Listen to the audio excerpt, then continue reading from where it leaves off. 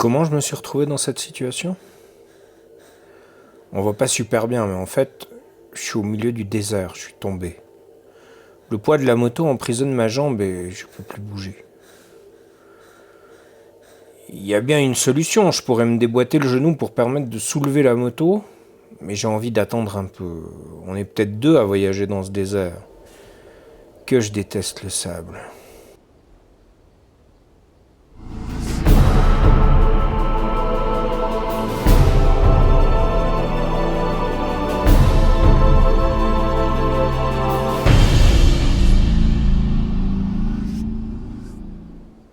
Qu'est-ce qui pousse un homme à tout quitter, longtemps? Il n'est pas nécessaire d'aller loin pour se ressourcer, ni longtemps, mais dans mon cas, je me décidais pour le voyage d'une vie, mon voyage, ma vie. Le 14 octobre 2024, j'ai quitté la Suisse, j'ai décidé d'accomplir mon rêve. Je suis à l'aube de mes 50 ans, mon projet est simple, relier le sud de la Suisse à l'Afrique du Sud en moto solo. Cela me prendra des mois, voire des années. Je vais partir sans limite de temps. Le temps que je rejoigne le continent africain, laissez-moi toutefois me présenter. Je suis né le 7 mars 1975 à Sierre, en Suisse. Dans ma vie, plusieurs faits sont venus enorgueillir mon estime de moi. Après des études de lettres à l'université de Genève, j'ai entamé une carrière d'officier au sein de l'armée suisse. J'ai eu une maison, des enfants, un chien, une piscine et en parallèle, j'ai fait partie des forces spéciales d'une société secrète dont je tairai le nom. J'ai participé activement, 300 après Jésus-Christ, à la réunification de la Chine. J'ai combattu un dragon d'un Gestalt ennemi. J'ai aussi eu l'occasion de m'affranchir de mon père vampire qui m'a rendu ma liberté à la fin du 19e siècle afin que je rejoignisse Alexandre Dumas pour l'aider dans sa recherche de documentation pour ses romans, et j'en passe. À part le début, vous aurez compris que je fais surtout ici référence à mes vies de joueur de jeux de rôle passionné, et bien qu'imaginaires, ces autres vies ont tout de même participé à écrire une partie de mon histoire. En 2024, fatigué de vivre les plus passionnantes de mes vies autour d'une table en virtuel, j'ôtais mes habits de meneur de jeu pour mener un autre jeu, une vie extraordinaire mais réelle, loin des fictions des tables de nos sociétés locales. Je demandais à ma muse l'endroit dans lequel elle ne me suivrait jamais, elle me proposa l'Afrique noire, mon destin se scella du bout de ses lèvres. Je pénétrais donc mon rêve africain. Je comptais le nombre de pays, 20 au moins. J'apprenais que l'Afrique est le lieu de tous les possibles. J'aurais besoin de vaccins, d'importer ma petite Lily. Oui, Lily, c'est le nom de ma monture à moteur et pour la plupart des pays, il me faudra un visa. Il y en a des choses à faire avant de prendre la route.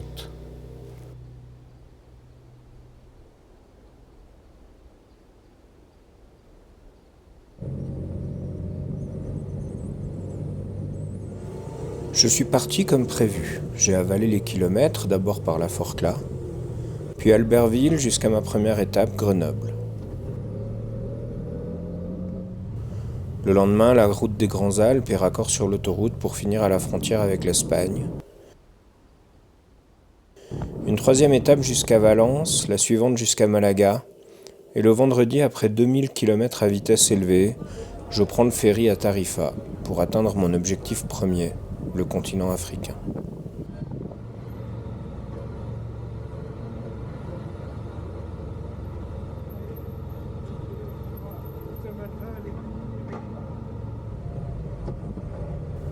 La pression est redescendue dès les premières secondes à Tanger. Je n'ai pas fait beaucoup de chemin ce jour-là, juste envie de déguster mon bonheur, de commencer mon voyage. Dans le stress de la vie de tous les jours, j'ai oublié de vivre intensément. Ce bivouac est l'occasion de me recentrer. Ce voyage est un retour à ce que je suis vraiment. Un homme libre. Demain, Casablanca. En arrivant à Tanger, je ne sais pas si c'est le fait d'être entré sur le continent africain ou simplement d'avoir quitté le continent européen, mais j'ai été pris d'une euphorie rare. J'étais heureux comme pour la première fois depuis si longtemps. Plus rien n'existait, plus personne ne pouvait me faire revenir. J'avais une sorte de doigt d'honneur affiché en permanence sur mon front. Gonflé à bloc, J'ai poursuivi la route frénétiquement sans m'arrêter, alignant les paysages exotiques, les villes et les routes sans autre désir que l'envie de rejoindre au plus vite le Sénégal, mon objectif intermédiaire, le deuxième de ce voyage. Oui, je suis avide de liberté, cette même liberté que je ressens lorsque je chevauche ma moto. Je suis quelqu'un sans limite, sans loi, sans principe acquis. Ce voyage est l'aboutissement de cette liberté. Il est aussi une manière de dire au monde entier que je ferai de toute manière ce que bon me semble, littéralement. Je suis un homme qui choisit ses combats, et en particulier le temps où je les mènerai.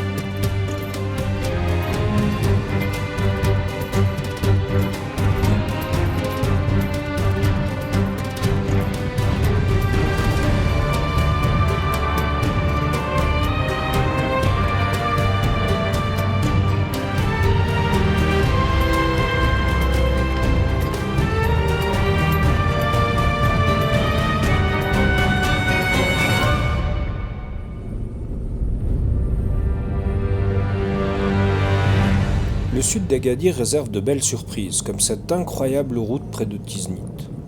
Ça fait du bien de reprendre la route.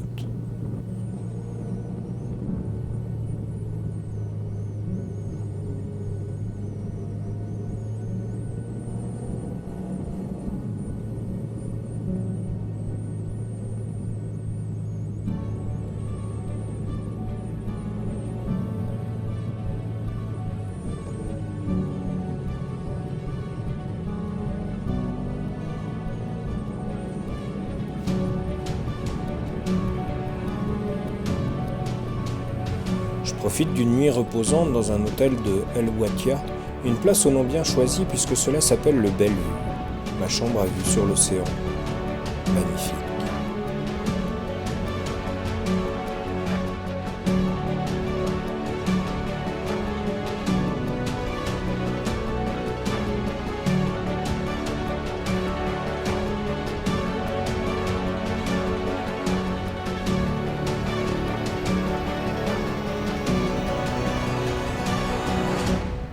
Depuis quelques heures, il n'existe plus vraiment de ville ou de village. Seulement quelques maisons en pierre entourées de gens qui vivent dans des tôles ondulées et de la glaise. Le Maroc s'appauvrit. Après la nuit reposante, j'entre en contact rapidement avec le monstre régional, le Sahara.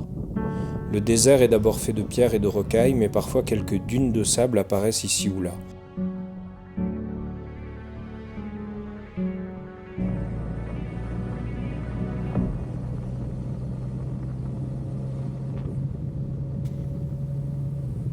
C'est dans cette optique que j'ai pris la route, celui de rester étonné, tout le temps. J'ai beau me souvenir des vidéos que j'ai regardées pour m'y préparer, je savais comment c'était, mais le vivre, c'est vraiment autre chose. Le vivre, c'est comprendre. Car contrairement à ce que je lisais, à ce que je voyais sur YouTube ou à ce qu'on me racontait, il y a la notion de temps, de durée, qui vient qualifier les images devant mes yeux et les sons absorbés par mes oreilles.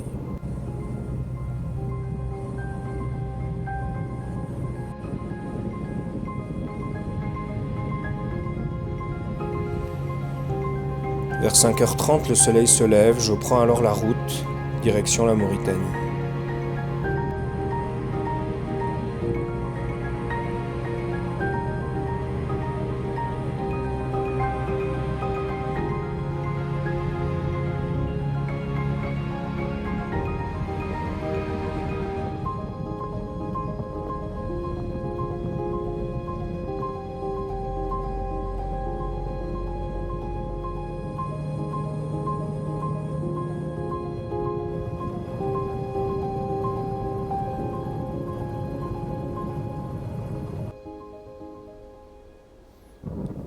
Épique est le mot.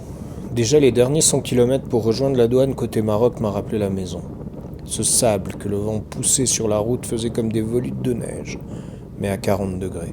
J'ai très rapidement compris pourquoi les gens du désert portent en permanence un turban qui leur protège le visage. Des kilomètres et des kilomètres, sans personne autour de moi. Quelques camions en sens inverse, mais sinon, j'étais seul au monde.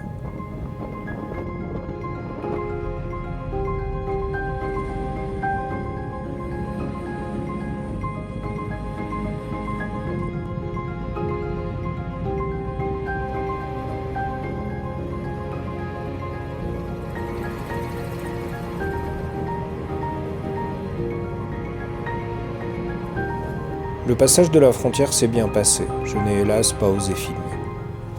Un fixeur, c'est une personne de contact qui attend à chaque frontière africaine pour aider à remplir toutes les formalités douanières. Cela va de la présentation de mon passeport, de mon visa, de l'importation de mon véhicule, du changement de mon argent et de l'achat d'une carte SIM pour mon téléphone. En gros, tu restes assis en attendant que le fixeur ait fait son office. Tu montres ta bouille quand c'est nécessaire, parfois tu te fais mener en bateau par un contact qui te déleste de quelques euros, mais c'est le jeu.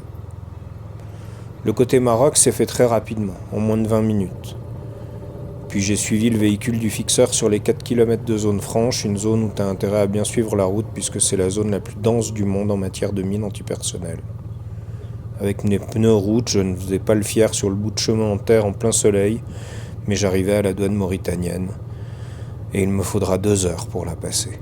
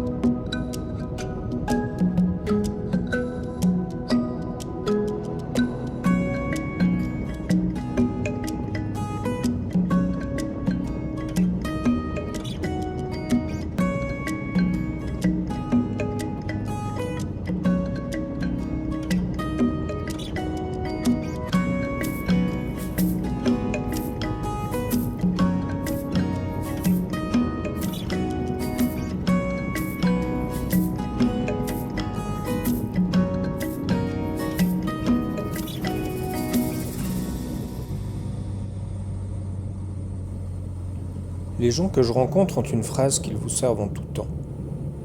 On est ensemble. Quelle phrase magnifique. Au matin, je me dirige vers la douane sénégalaise. La Mauritanie est vraiment très pauvre. La capitale est un simple amas de gens, de bêtes et de terres qui forment une ville. Pas de maisons réelles, pas de briques, des détritus partout. Les images sont vraiment choquantes. Je n'avais jamais vu autant de cadavres d'animaux au bord de la route. Les visions sont difficilement supportables et pourtant, je me force à les regarder pour ne pas oublier que je suis un voyageur, un privilégié. Je me suis promis de vivre le moment présent sans plan, sans attente et sans jugement. Je tiens mes promesses. Pour atteindre la frontière, je décide de passer par le parc national de Diama. C'est une piste de 40 km de terre, de boue et d'eau. Avec mes pneus de route, je décide de tenter l'expérience. Je prends le temps de redescendre la pression de mes gommes à 1, comme je l'ai appris au cours off-road. Je me lance dans l'aventure. Si tu crois, si tu es persuadé, si tu es vraiment convaincu que cela va passer, alors ça passera. Si tu émets le moindre doute, tu te retrouves par terre. Voici la loi du off-road. Cette loi est insensée et pourtant si vraie. Ça fait plusieurs jours maintenant que je vis seul. Je n'ai parlé qu'à de rares occasions pour des choses relativement futiles. J'apprécie ma solitude. J'en ai besoin pour être ouvert aux autres, pour m'imprégner de ce que je vis. Jusqu'ici, j'ai été vite, avec peu de jours de repos, presque 6000 km en 15 jours. Il est temps de prendre le temps. Ce voyage doit remplir 2 objectifs. Découvrir l'autre et apprendre à se retrouver avec soi. On n'avait dit pas de plan.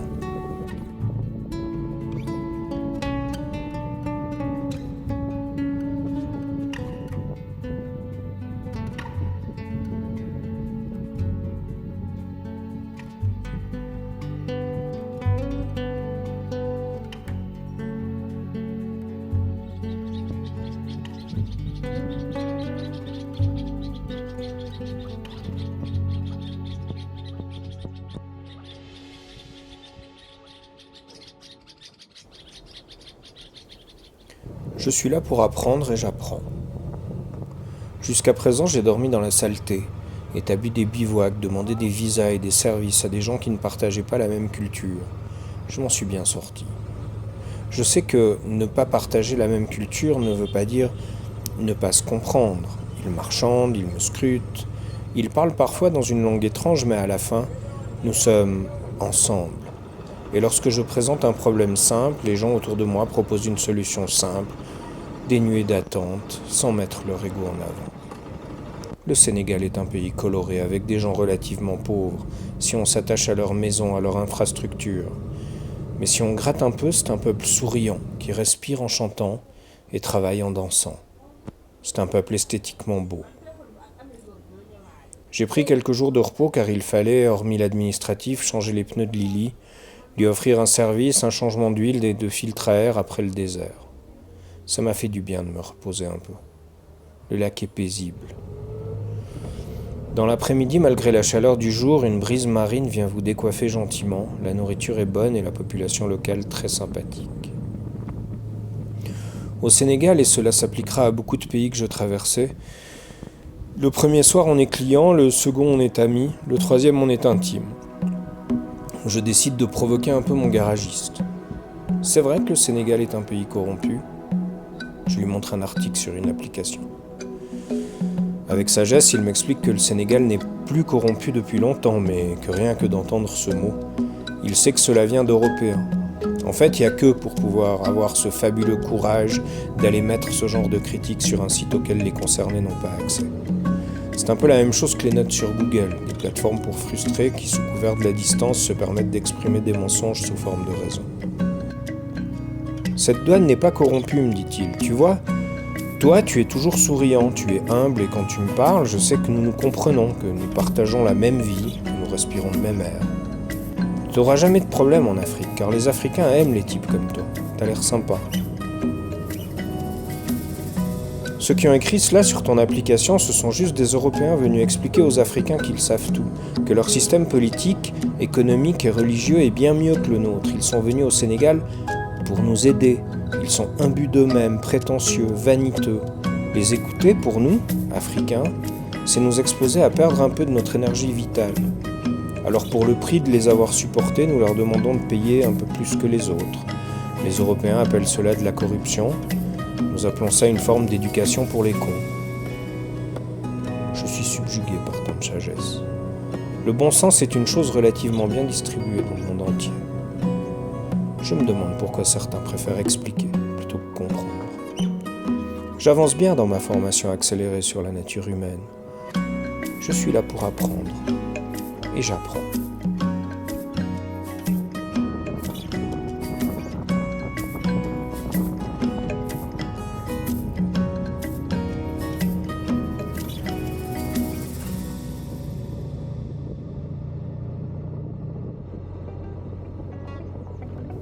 Je roule rapidement jusqu'à la frontière de la Gambie.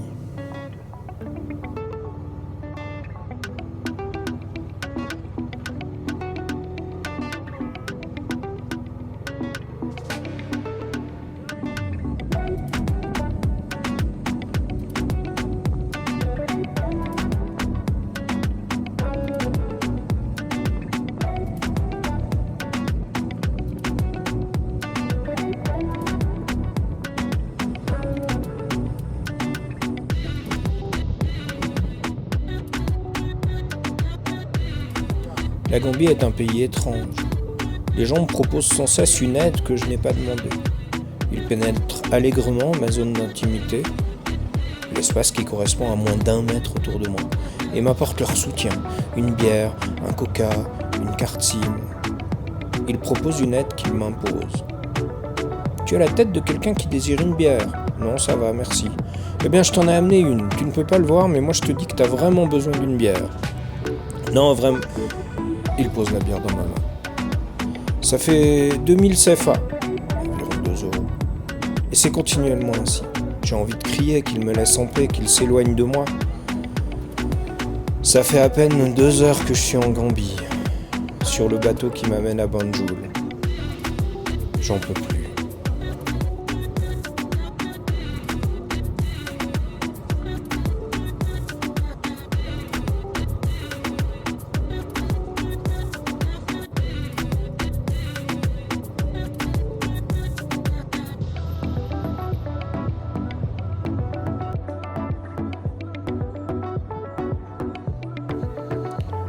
Je passe de nuit dans un camping sur la plage, enfin, c'est plus un bar sur la plage qu'un camping.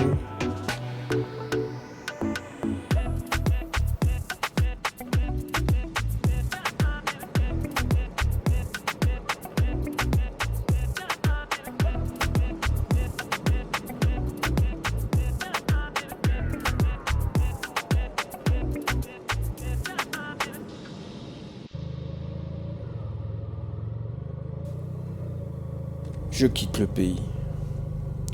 Je ne garderai pas un bon souvenir de la Gambie. Je n'arrive pas à effacer de mes souvenirs ces personnes âgées, blanches, qui siégeaient sur la plage avec des midinettes de 14 ans. Cela concerne tant les hommes que les femmes, mais ce tourisme-là m'a choqué. Je comprends bien que chacun y trouve son compte, mais quand même, j'ai de la peine à accepter ce genre de tourisme.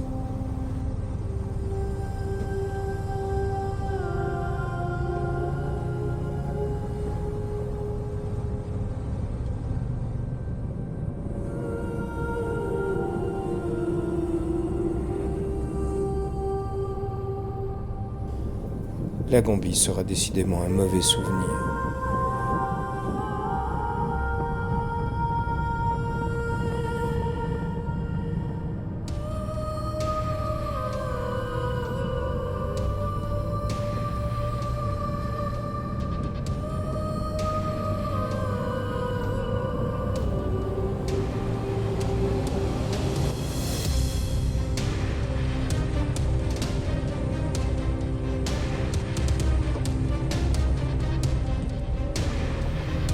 La douane est bientôt.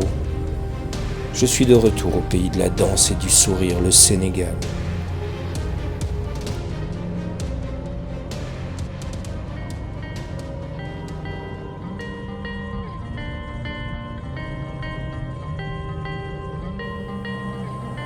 Je poursuis en Casamance, je prends la route en direction de la Guinée-Bissau. La Casamance est magnifique. Si on ressent le côté festif et riant du Sénégal, on y découvre des panoramas exceptionnels. Les routes sont compliquées avec des trous énormes qui apparaissent de manière surprenante le long de mon trajet. Je décide de faire halte à Ziguinchor, la dernière ville du Sénégal avant la Guinée-Bissau.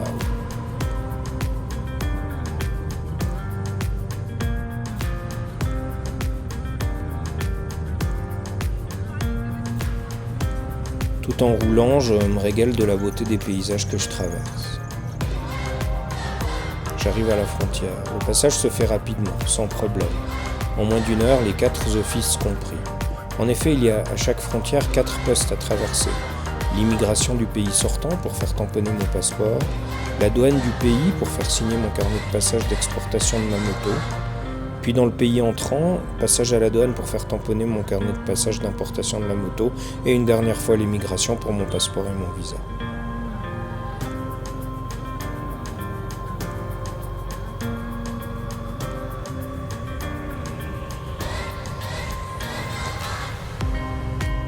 Je poursuis ma route jusqu'à Bissau, la capitale de l'ancienne colonie portugaise. L'architecture est magnifique. La Guinée-Bissau fait partie des 9 pays les plus pauvres du monde. Sincèrement, cela ne se voit pas. Pas en comparaison d'autres pays déjà traversés. Au port, un fameux bateau turc, c'est une génératrice géante qui fournit l'entier de l'électricité du pays, brûlant du pétrole jour et nuit pour diffuser le courant. Chaque région est livrée en électricité selon un horaire bien précis. Il est fréquent de voir dans les hôtels non seulement le prix de la chambre, mais avec cette indication: électricité disponible de 19h à 22h. Il y a 6 pays africains qui disposent de ce système de bateaux génératrices, mais la Guinée-Bissau est le seul pays à en dépendre entièrement. Je comprends que j'entre alors dans le véritable voyage. C'est maintenant que commence mon aventure. Je trouve un hôtel entre Bissau et la frontière de la Guinée. En buvant une bière, je décide qu'il est temps de cesser d'avoir peur. L'insécurité en Casamance, cette peur d'une aide non désirée en Gambie, c'est moi qui provoque ma propre peur. Dans une ville comme Paris, des viols se produisent chaque nuit, pourtant cela n'empêche pas d'y aller régulièrement. Il faut apprendre à dire non à cette peur, sans s'énerver. Il faut apprendre à faire confiance à la vie. Mon voyage se déroule bien, j'ai pas eu de problème majeur, et si on y réfléchit, je suis parvenu jusqu'ici sans casse, sans perte, et sans dépenser d'argent en dessous de table. Il est temps de me remettre sur pied, d'affronter la vie par l'intermédiaire de ce voyage. La vie est simple. Il faut arrêter de la compliquer.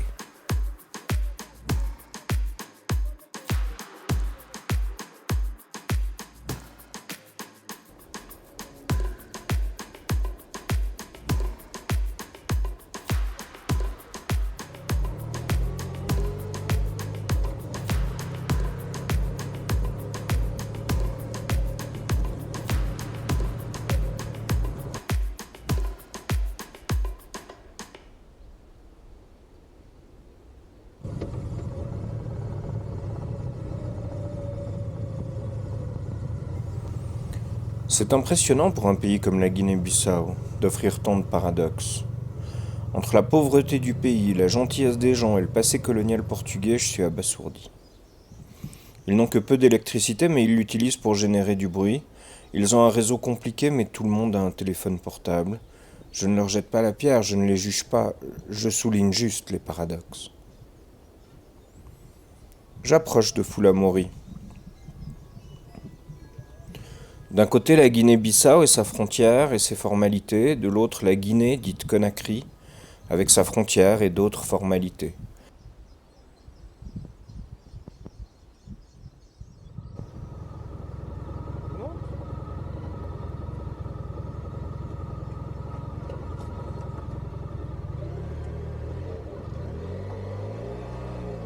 Au milieu coule une rivière avec un bac pour rejoindre l'autre rive.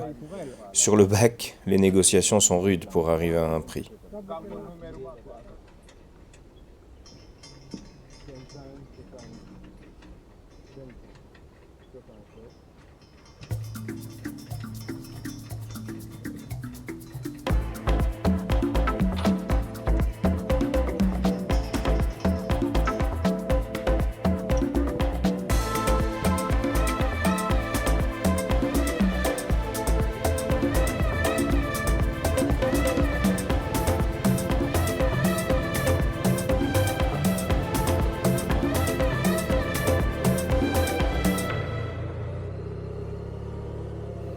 De l'autre côté, la route est vraiment détruite. Des trous, de la terre, du sable et de l'eau. Avant la douane guinéenne, je tombe une première fois. Je n'ai parcouru qu'1 kilomètre. J'enlève tout le paquetage de Lily, je la relève, je rempaquette et je repars.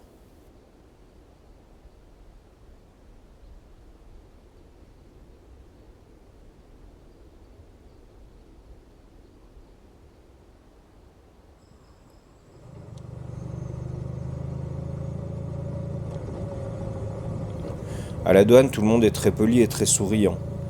Le colonel en charge est très embêté par mon carnet de passage, je le remplis donc pour lui.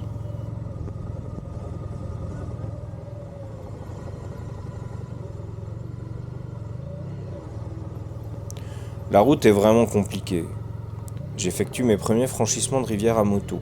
Je me remémore mon cours off-road afin de pallier à mes peurs et à mes doutes. Je remarque que dans le sable, par exemple, il est utile de préparer ma jambe droite pour relancer parfois l'équilibre de la moto. Dans l'eau, je laisse filer la monture en restant bien droit et à vitesse constante. Au début de cette route, à 10 km/h, je paniquais, mais plus j'avance et plus je prends mes aises, et mon rythme s'accélère.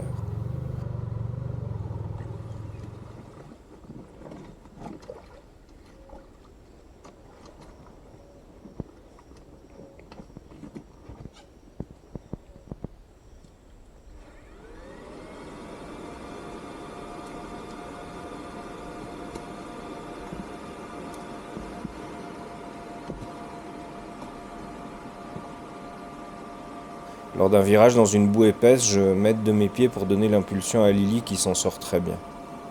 Lors d'un franchissement, je ne vois pas que je suis en troisième et la moto cale alors en pleine eau. Je veux la retenir mais elle tombe sur le côté. Heureusement, il est facile par rapport à sa position de la relever sans effort. Je poursuis donc mon chemin.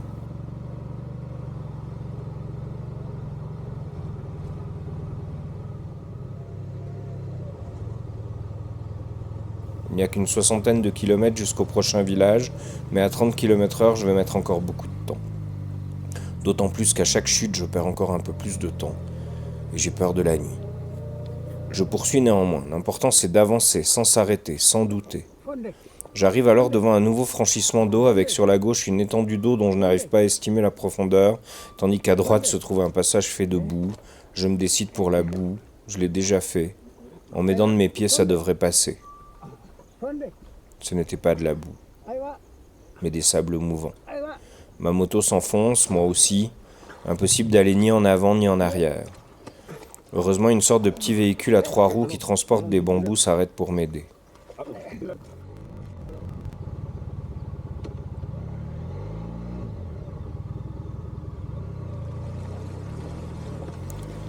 Je suis dans un état lamentable de saleté et de crasse. Terre, transpiration, boue. Je ne sens plus mes pieds mouillés. Je reprends la route, cette dernière s'améliore un peu, moins de franchissement, moins d'eau, plus de verdure, mais aussi plus de sable. Et il y a parfois tellement de sable que j'ai l'impression d'être sur la plage. J'arrive à Kumbia, il est 18h30. Avec la journée que je viens de passer, je vais m'endormir rapidement. Ma cheville me fait toujours mal, je n'ose regarder mon coude. Merci la vie de me permettre de continuer à avancer. Je me fais presque une crise d'angoisse en prenant conscience que pour une stupide confiance en soi mal placée, j'ai failli tout faire foirer. Mais durant ce voyage, j'en suis certain. Quelqu'un, une force, me protège. En Suisse, pour le même accident, j'aurais pris perpète. Cette fameuse phrase « l'important n'est pas de tomber mais de se relever », c'est à la fois tellement vrai, mais si loin d'une nécessité objective.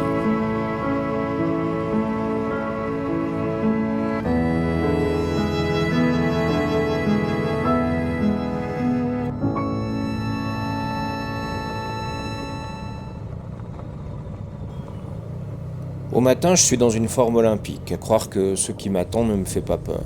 Aujourd'hui, je ne tomberai plus. Je serai prudent, patient et confiant. Mon Dieu, la route est pire que ce que je pensais. En fait, c'est une large route de terre qui est séparée en deux par une crevasse profonde qui louvoie de droite à gauche, érodée par les eaux de la saison des pluies qui vient de se terminer. Il y a des trous de plus d'1 mètre de profondeur. Parfois, il faut sauter d'un côté à l'autre de la route pour changer de piste. Parfois, c'est une planche qui permet d'éviter la crevasse.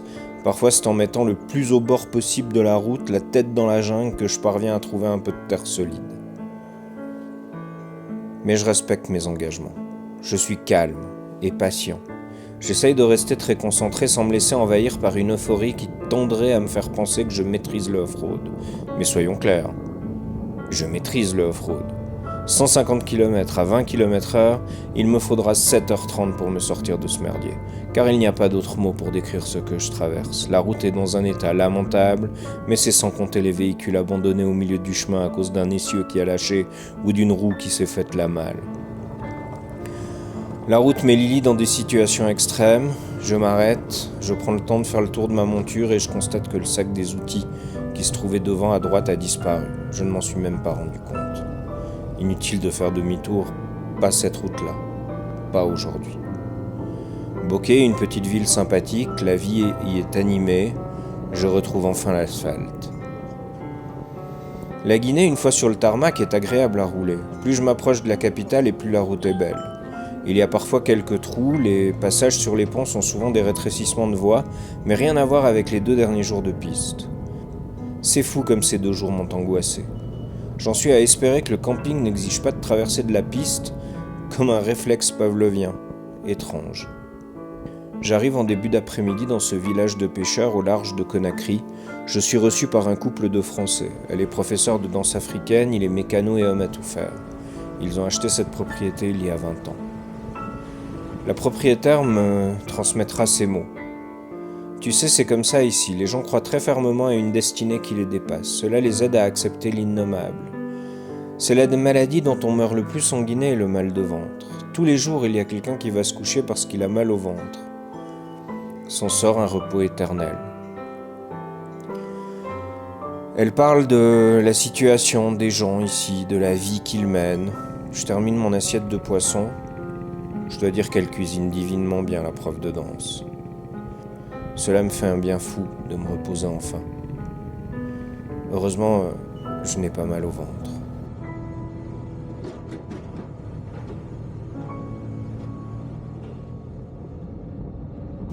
Je laisse la prof de danse derrière moi.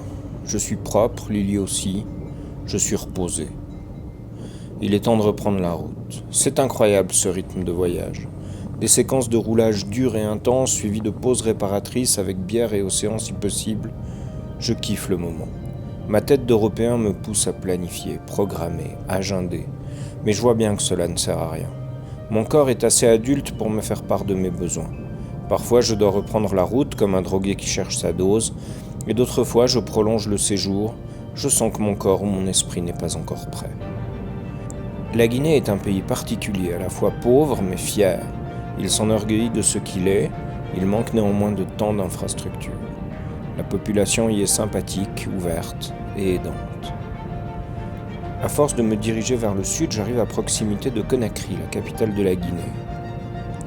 J'atteins le village de Koya au milieu de l'après-midi. C'est à la fois un lodge, mais j'ai lu sur leur site qu'il est possible d'y poser ma tente pour une nuit, ce que me confirme le jeune homme qui m'accueille.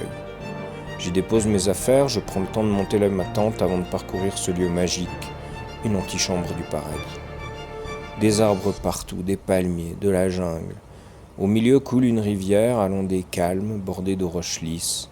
Des tables sont installées sur son lit. On peut s'y restaurer, boire de la bière ou fumer la chicha. Je vais y passer 4 nuits. Il me semble que sur ce continent, il est impossible de rencontrer quelqu'un avec une histoire banale. Je suis né, je vais au boulot, tout va bien. Ici, cela n'existe pas. Chaque histoire est chargée de mort, de détresse et d'absence. Malgré cela, les gens sont souriants et heureux. Ils m'expliquent tous la part importante que prend le destin dans leurs histoires. Le tragique n'est pas leur histoire, cela ils n'y peuvent rien. Mais toute la beauté de la vie réside dans la manière dont ils ont dompté, puis retourné le tragique pour en faire une histoire de vie. Leur vie.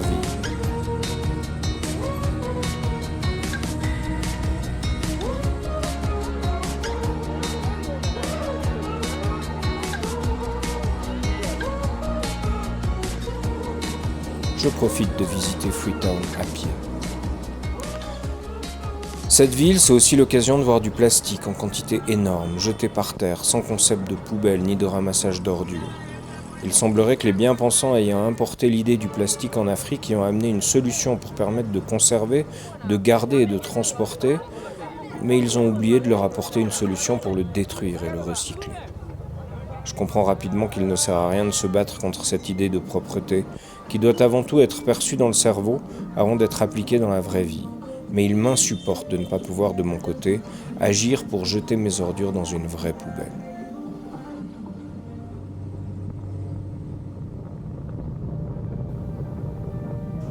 Freetown est derrière moi. J'ai aimé cette ville, ces gens, cette ambiance. Décidément, comme toujours, ce qu'on m'a raconté sur la Sierra Leone est l'amalgame de peurs, de légendes et de résumés de films hollywoodiens, mais en aucun cas la vérité. Je parcours cette magnifique route qui m'emmène vers le sud. Cette nuit, je m'arrêterai sur l'île de Tiwai, une toute petite île dans la mangrove qui abrite énormément d'animaux, de chimpanzés mais aussi des hippopotames et des crocodiles.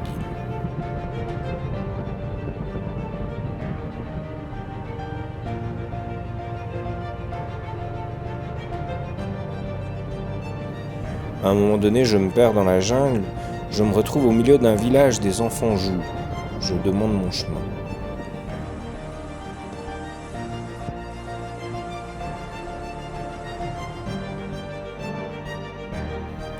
Celui qui semble être le responsable du village m'amène à un endroit où se trouvent des toits de branches de palmiers. Il m'explique que je peux passer la nuit ici. Il me montre l'île de Tiwai à quelques mètres de là, juste à côté de la rivière. « Tu es dans mon village, dit-il. Tu es mon invité. »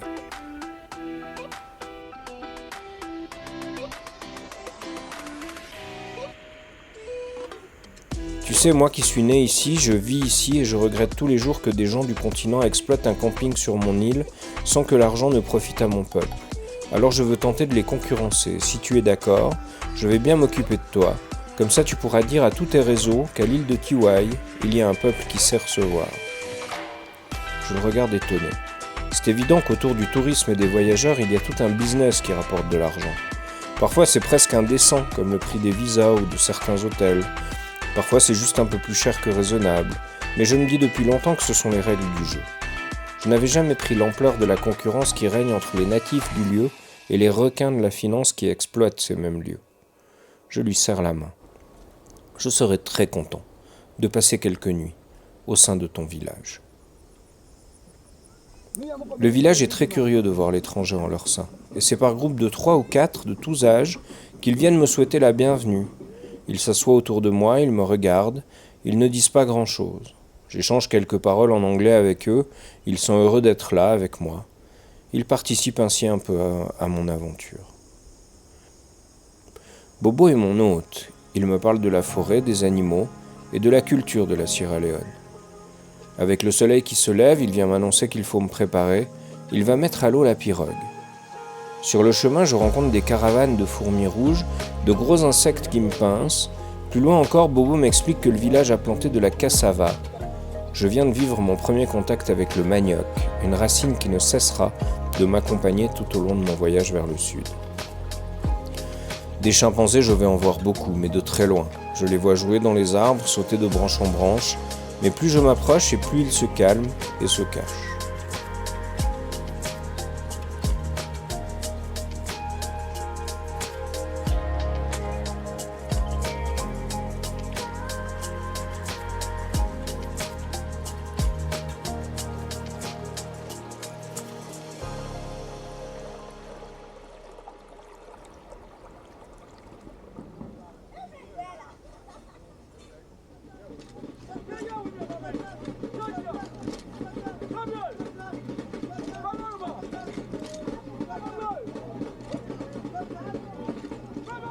Les villageois me parlent de leur musique et de leur tradition.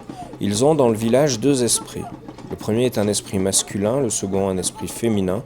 Ils prennent possession du corps d'un de leurs habitants pour les cérémonies importantes, comme les mariages, les naissances et les décès. Un des villageois me propose de préparer un petit concert que je vais vivre au sein du village. On est ensemble.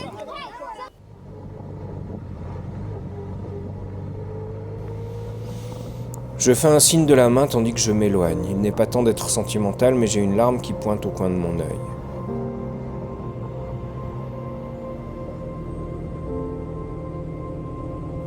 Direction le Libéria, un pays dont je ne connais rien comme d'habitude. 30 km de piste avant de rejoindre la route, et quelques dizaines de kilomètres plus loin, la frontière.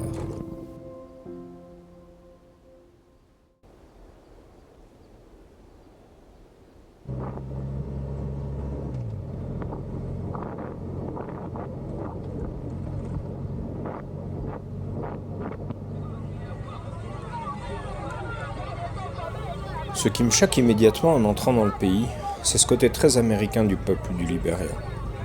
Ils portent tous un look de basketteurs, ils parlent toujours d'argent et leur banque distribue des dollars américains. Je suis presque au pays de l'oncle Sam. C'est peut-être, après 9 pays, ce qui m'interpelle le plus, cette faculté qu'a chaque population, à l'intérieur de ses frontières, d'être typique, originale, caractérisée. Vu d'Europe, l'Afrique semble remplie de pays dans lesquels habitent des hommes et des femmes de couleur noire. Mais si on gratte un peu, lorsqu'on y vient, on y voit toute la richesse culturelle de ces pays qui se sont faits, en partie grâce à leur propre culture et presque toujours bouleversée par la culture d'un pays colonisateur. Le Sénégal n'a vraiment rien à voir avec la Gambie, qui n'a vraiment rien à voir avec la Guinée-Bissau, et ainsi de suite. On peut dire du même des pays européens. Un Portugais n'a strictement rien à voir avec un Français, qui n'a vraiment rien à voir avec un Anglais. J'ai quitté ce havre de paix qu'était la Sierra Leone pour pénétrer le chaos indescriptible de Monrovia, capitale du Libéria.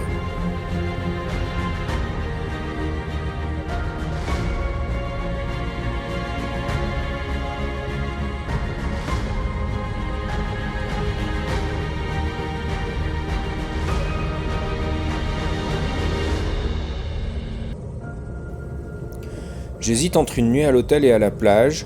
Je choisis la plage. Je suis en confiance. Les 30 derniers kilomètres sont une piste en terre, cependant je suis presque blasé. J'enlève l'ABS, je me mets debout et j'avale ces 30 kilomètres en moins d'1 heure.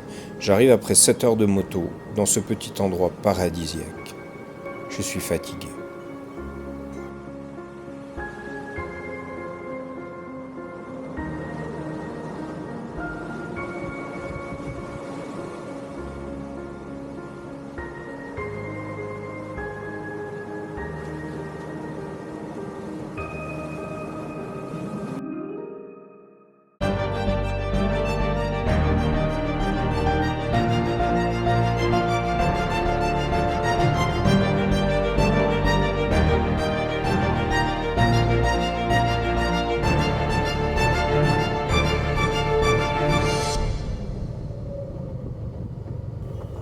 Il y a des endroits où tu restes pour reposer l'esprit et d'autres pour y reposer le corps.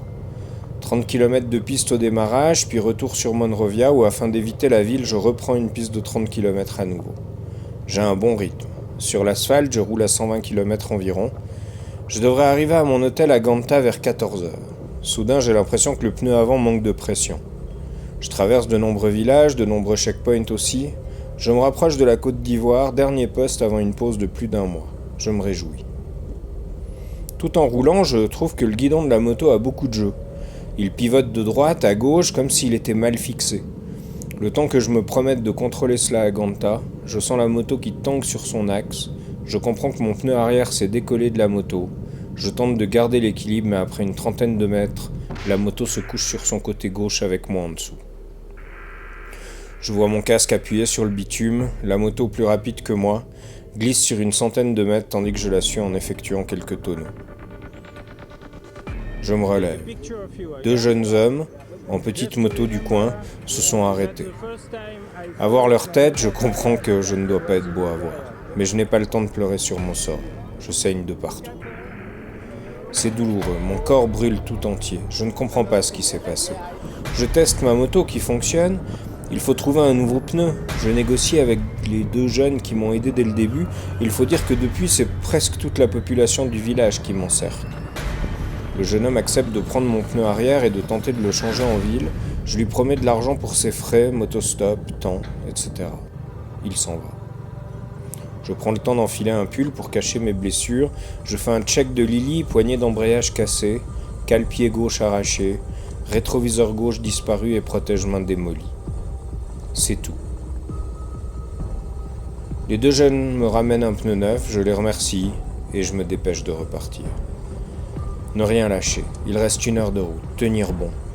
Je roule, la jambe gauche maintenue en l'air par la force de mes cuisses puisque le plus de cale-pied.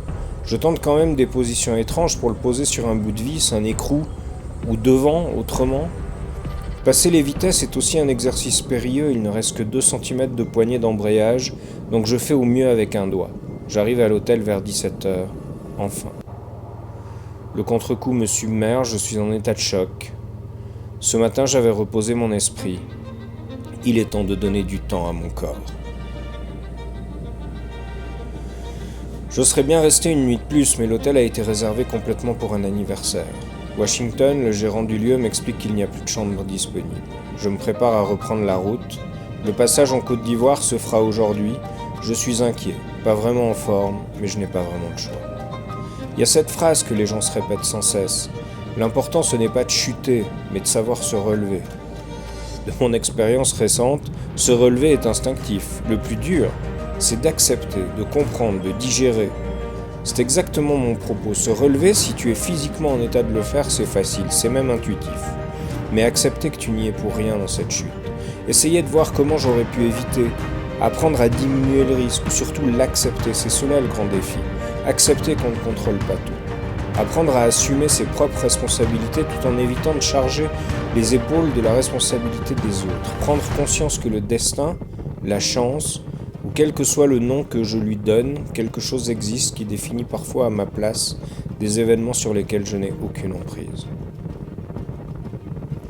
La route est bitumée, parfois un pont est en train d'être refait ou réparé et une déviation est en place pour me faire passer de côté sur une centaine de mètres de terre. Cela ne me fait plus peur. Entre la douleur de mes muscles, mes plaies qui collent à la chemise, l'embrayage à 2 doigts et le cale-pied manquant, cette situation me demande plus d'efforts, mais ça passe. Nous ne sommes pas toujours responsables de ce qui arrive, mais nous sommes pleinement responsables de notre propre gestion de cet événement. Il reste 1600 km avant Abidjan. Je longe l'autoroute, des bananes partout, tout le temps. Des gens au bord de la route qui vendent à peu près tout. Il reste 1200 km. Tous les 15 km environ, des sortes d'arrêts de bus officieux ralentissent le mouvement.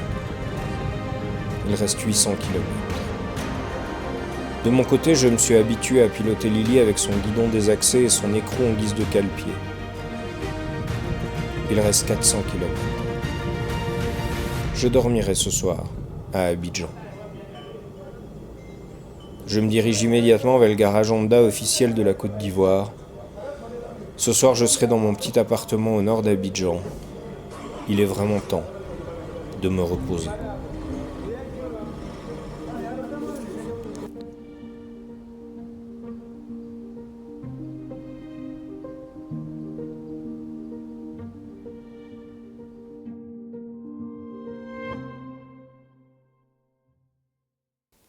Je resterai un mois à Abidjan, butinant de maison en camping et inversement. Durant la 2e semaine, alors que mes plaies se sont refermées, je rencontre au bord de l'eau Junior. C'est un jeune garçon de 25 ans qui exerce le métier de logisticien à Abidjan. Il me parle de Badro Escobar, un blanc qui est né à Abidjan, de parents libanais, un multi-entrepreneur qui possède des hôtels, des bars, des restaurants. Mais ce jeune homme de moins de 40 ans est surtout un motard confirmé qui fait le buzz en Afrique de l'Ouest sur les réseaux sociaux. Je décide d'aller le voir, avec Junior, et de profiter de sa magnifique plage.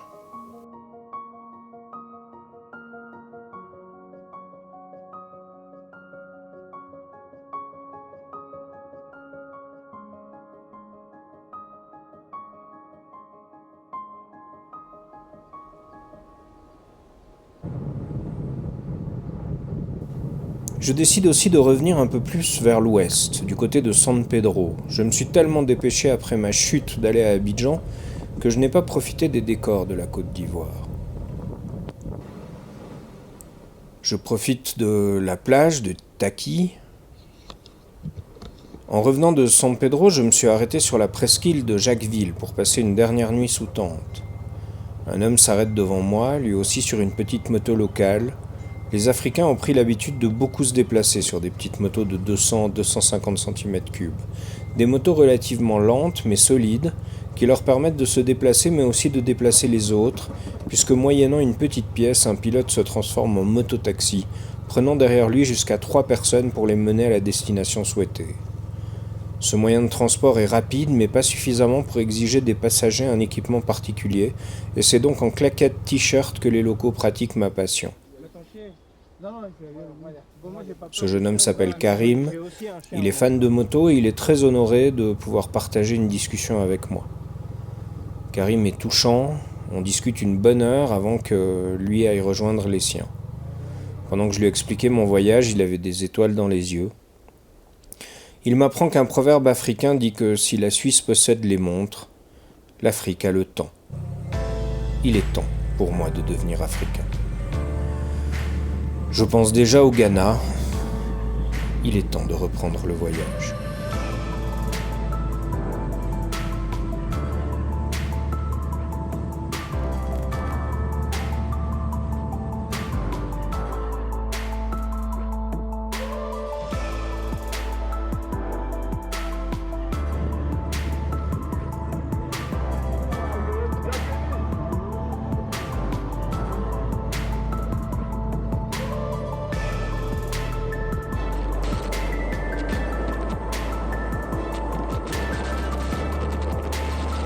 Cette pause de presque un mois m'a permis de me ressourcer, de me soigner, mais aussi de me recentrer.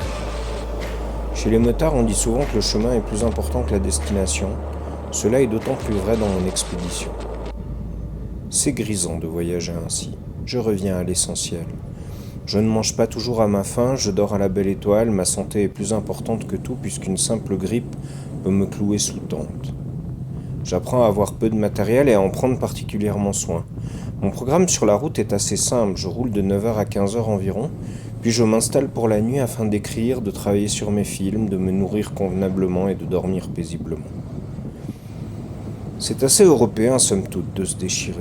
L'égoïsme de nos individus, la peur de se rencontrer et les rapports de force sont quelque chose d'éminemment propre aux personnes à la peau blanche. Les Africains ne pensent pas comme cela. Le fait de voyager seul permet à l'autre de venir très facilement à ma rencontre.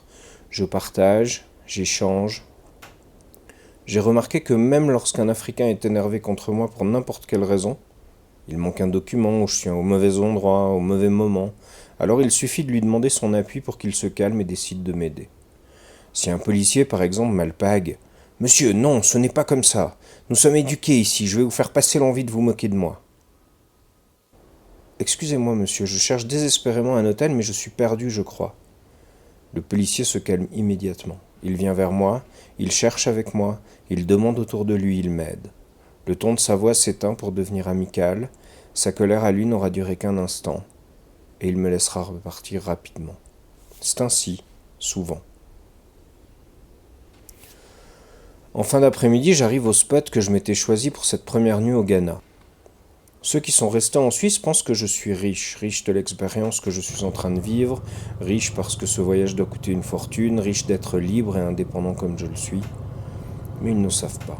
Ils ne savent pas qu'un tel voyage ne coûte pas grand-chose comme je le fais. Je tente de vivre avec 30 francs par jour, qu'un tel budget exige beaucoup de sacrifices comme de dormir à la belle étoile, manger ce que je trouve au bord de la route et vivre dans l'inconfort le plus total. Alors oui, c'est évident.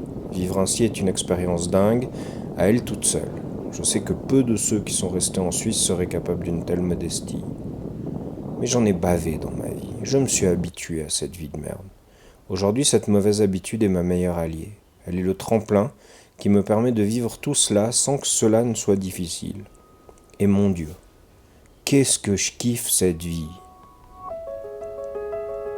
Je décide de tenir une promesse, une fondue au fromage de chez moi qu'on m'a envoyée à Abidjan. Pendant que je prépare la cuisinière, une noix de coco tombe d'un arbre juste à côté de ma tante. Ce sera l'apéro. Armé de mon couteau de survie, je la prépare pour la boire. J'en dégusterai les morceaux comme dessert après le fromage. Cette fondue a un goût d'éternité. Les papilles reprennent goût à la vie. Cette fondue, c'est ma Madeleine de Proust à moi. La vie est magique. Je passe l'après-midi à observer l'océan. Le flux et le reflux me bercent.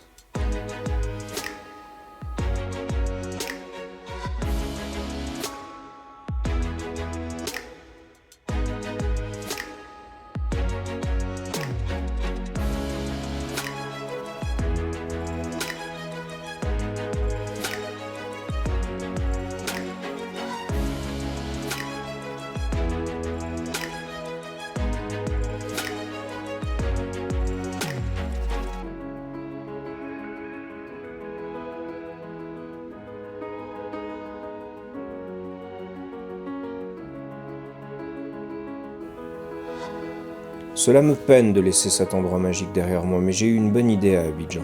Fini les traversées en fuite, comme la Mauritanie ou la Gambie. J'ai envie de ressentir le pays, de le visiter, de me forcer à prendre ce temps auquel j'ai décidé de faire la nique. C'est ainsi que ce matin, au lieu de prendre la route principale en direction d'Accra, j'opte plutôt pour le nord.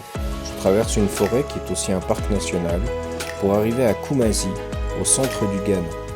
De plus, on m'a parlé d'un cratère de météorites rempli d'eau, un lac magnifique où je dépose mes pénates pour la nuit.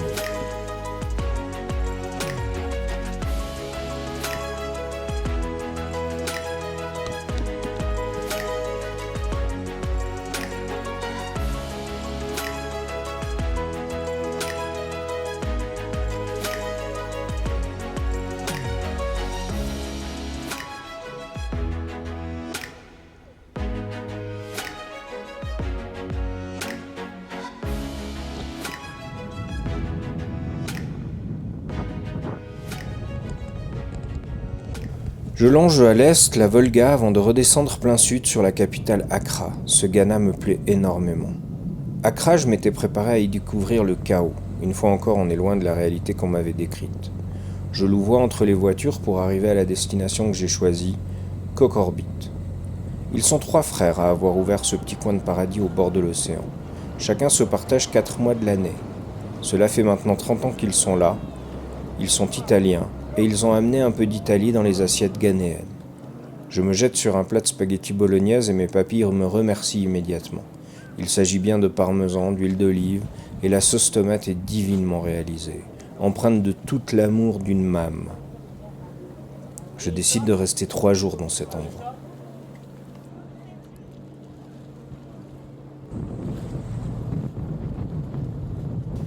Je suis à la fois heureux de reprendre la route, mais nostalgique des pâtes et des pizzas. Je laisse derrière moi cette parenthèse italienne pour retraverser Accra et remonter vers le nord. Je traverse un parc national, la forêt est magnifique.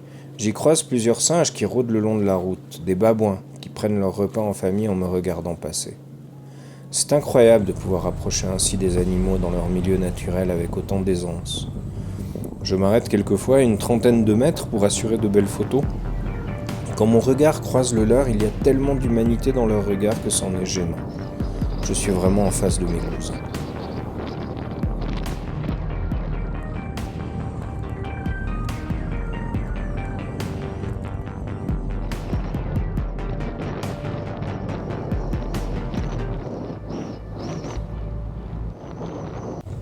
Après une nuit fraîche dans les montagnes du Ghana, je passe la frontière très rapidement pour me retrouver dans les hauteurs du Togo.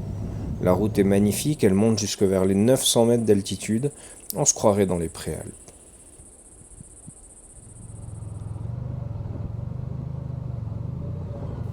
Je prends le temps de redescendre puis de remonter un autre col pour aller voir un château médiéval allemand qui est assez anachronique dans ce décor africain.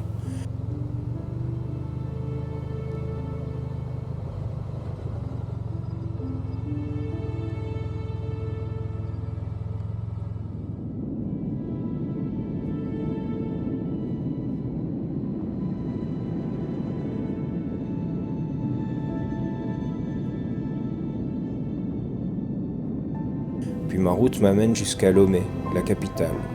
Je pose ma tente près du port au bord de l'eau, à proximité d'un hôtel qui, en échange de mes consommations, me permet d'utiliser des douches et des toilettes.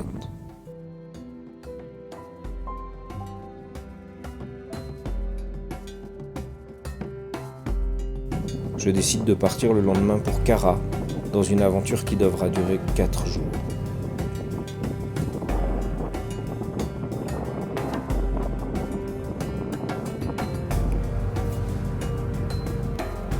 Mon idée, c'est effectivement d'aller jusqu'à Kara, mais en plusieurs étapes. La première consiste à retourner dans les montagnes pour atteindre Golden Eye, un point de vue exceptionnel sur les reliefs togolais.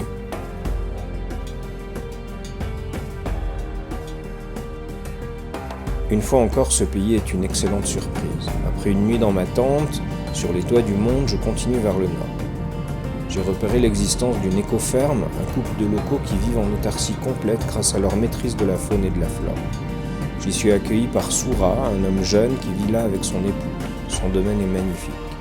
Il y cultive de tout, de l'igname, des carottes, des concombres, du manioc et des fruits exotiques. Beaucoup plus que cela en réalité. Il y élève aussi des chèvres, des poules et il possède un étang rempli de poissons. Soura prend le temps de m'emmener avec lui. Il m'explique comment l'eau des pluies est recueillie puis stockée dans l'étang rempli de poissons. Cette eau est pompée à la main pour fournir l'arrosage nécessaire aux cultures en cas de sécheresse. Ceci est un exemple, mais il passera l'après-midi à m'apprendre ses trucs et astuces.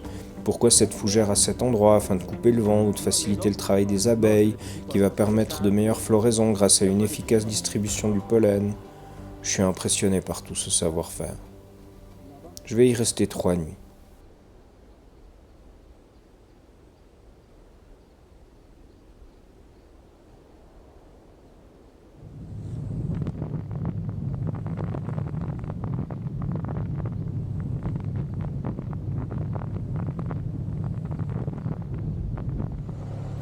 Lorsque je quitte cet endroit, j'abandonne quelques larmes nostalgiques. Ce couple est merveilleux. Le lendemain, je redescends vers le sud en passant par la douane qui sépare le Bénin du Togo, avec pour but de me rendre à Cotonou. Cet instant en pays vaudou me marquera à jamais. J'y ai appris par exemple que c'est les chrétiens qui ont mené depuis des siècles une profonde opération de communication pour faire passer le vaudou pour de la magie souvent noire, emplie de malédictions et de vengeance. Mais il n'en est rien.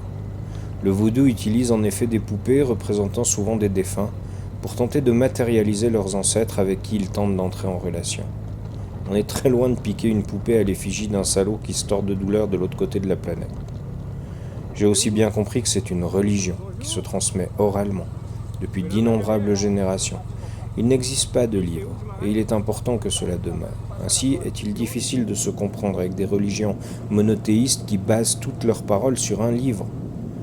Les personnes impliquées dans les discussions que j'ai eues, que ce soit à Golden Eye, près de Kara, dans ce village cette nuit ou au nord de Cotonou, je ne les oublierai jamais.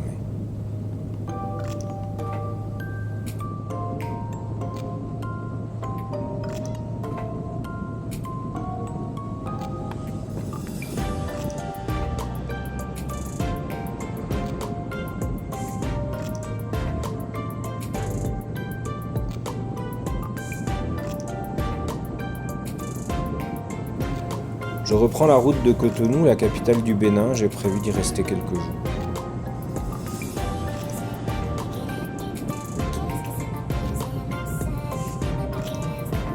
J'ai, depuis Dakar, pris contact avec un club de moto au Bénin. J'estime à sa juste valeur cet esprit motard qui unit tous les pilotes du monde. Marius, mon contact, me reçoit comme un prince. Il me présente son club, il m'invite pour un repas. Il me parle de son pays et des pays voisins. Je passerai 3 jours au sein de sa communauté.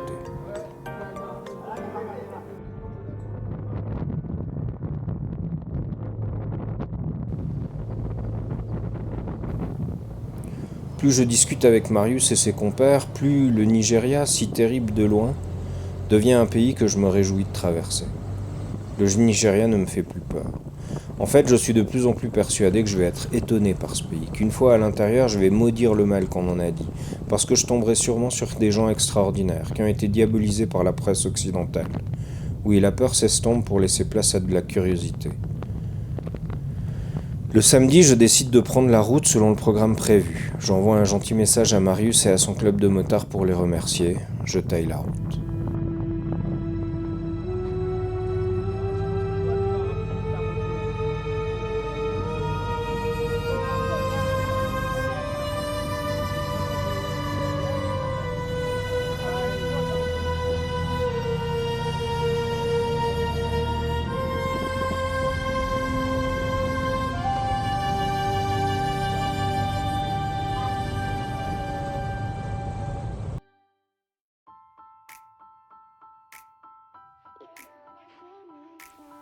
Mon intuition est d'abord bonne. Le long de la route qui m'emmène à Lagos, des checkpoints tous les kilomètres, plus d'une centaine occupés par des militaires, des policiers, une sorte de milice locale, des civils armés. Il est difficile de savoir à qui on a affaire, si ce sont des checkpoints officiels ou illicites, mais tout le monde est très gentil. Bienvenue au Nigeria, papa. L'ambiance est à la fête. La première chose qui me surprend, c'est la richesse du pays. Pour commencer, le prix de l'essence baisse de moitié. Là où dans presque toute l'Afrique de l'Ouest jusqu'à maintenant il oscillait autour des 1,20 €, au Nigeria je ne paierai le litre que 60 centimes. Ensuite, les enseignes de restaurants rapides que je connais se dressent à l'entrée de la ville. Burger King, KFC, etc. Enfin, presque partout, je peux payer par carte de crédit. Les routes sont agréables, avec des trous par-ci par-là, mais je progresse rapidement. La traversée du Nigeria doit se faire prudemment. Si on analyse le risque, il faut éviter le nord à cause de l'extrémisme islamiste et de potentiels risques d'attentats terroristes. Par contre, au sud, du côté de l'océan, il y a les concentrations des travailleurs du pétrole et du port. Cette région est en main d'indépendantistes très violents, qui tuent, massacrent et kidnappent régulièrement, et en particulier les Blancs. Leur but est de reprendre en main les extractions de pétrole en éloignant tous les Blancs de ces affaires pétrolières. J'ai bien planifié mon itinéraire, je sais que le nord n'est pas un thème pour moi car je n'irai jamais aussi haut dans le pays. Par contre pour le sud, il y a bien une centaine de kilomètres à parcourir en pleine zone rouge, mais si je trace mon chemin sans m'arrêter, je diminue drastiquement les risques et je pourrais le traverser sans ennui. Ma première nuit à l'hôtel me réinscrit dans une certaine Afrique. Ces Nigérians sont vraiment très sympas, ouverts et curieux. Tout est prêt pour la deuxième étape.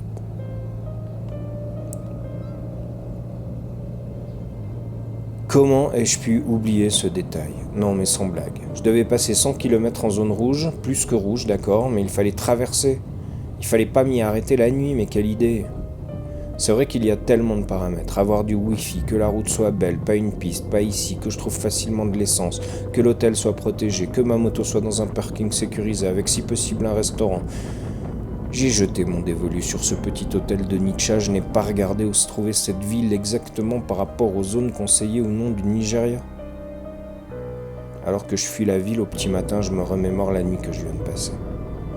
Un jeune homme m'a reçu, il m'a dit qu'il ne fallait pas entrer par la porte principale, il m'a indiqué comment rouler, puis revenir par l'arrière-cour de l'hôtel. J'ai exécuté ses ordres, mais une fois arrivé, il m'a fait parquer ma moto, puis ressortir par où j'étais entré, mais sans la moto. Une voiture 4x4 m'attendait, un homme en est sorti, il m'a fait entrer en m'obligeant à me baisser la tête d'un coup de poignet.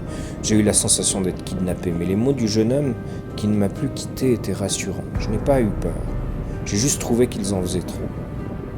Il m'a fait revenir devant l'hôtel, mais cette fois, la voiture a pénétré dans un garage sous l'édifice, avant de me permettre d'en sortir.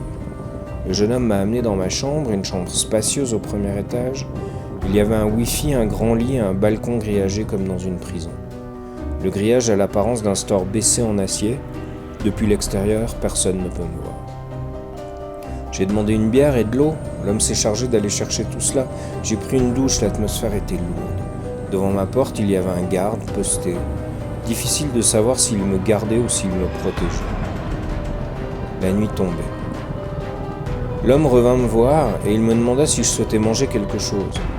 J'ai commandé de la nourriture locale, mais ça a eu l'air super compliqué. Et je lui ai dit soudain, « Non mais attends, je vais aller en ville, je trouverai bien quelque chose à manger dans la rue. » Il m'a regardé, les yeux grands ouverts. « Non mais ce n'est pas possible, monsieur, vous ne pouvez pas aller seul dans la rue. » « Et pourquoi pas ? Moi-même, je suis noir, je n'ose pas m'y aventurer la nuit tombée, alors vous, un blanc, je donne pas cher de votre peau. Vous êtes en pleine zone dangereuse, la plus délicate ici au Nigeria. Encore la semaine passée, il y a eu un massacre de blancs dans un bar à 5 km d'ici avec 7 morts. Je crois qu'il est mieux qu'on vous apporte à manger. » J'ai accepté. Je n'ai pas compris si le gars était simplement fou ou s'il était plein de bon sens. J'ai payé pour un morceau de poulet et j'ai attendu patiemment dans la chambre. J'en ai profité pour me renseigner sur la situation de cette ville. J'ai constaté que je m'étais en effet trompé. J'étais là où tout le monde disait qu'il ne fallait surtout pas s'arrêter. Je me sentais bête. Alors à peine le soleil levé, j'ai fui. Je roulerai énormément ce jour. Je quitterai définitivement la zone rouge pour me retrouver dans l'est du pays, dans les montagnes, quelques 500 km plus loin. Je me trouve un peu ridicule, mais j'ai vraiment eu peur. Finalement, à croire que le Nigeria n'était pas dangereux et que je pouvais le faire seul, mes angoisses m'ont rattrapé. Je suis bien conscient que je suis en partie responsable de cette montée en puissance, que si j'avais été avec quelqu'un, j'aurais pu gérer raisonnablement cette peur. Mais le fait est que j'ai eu peur. Que celle-ci soit justifiée ou non n'a pas vraiment d'importance.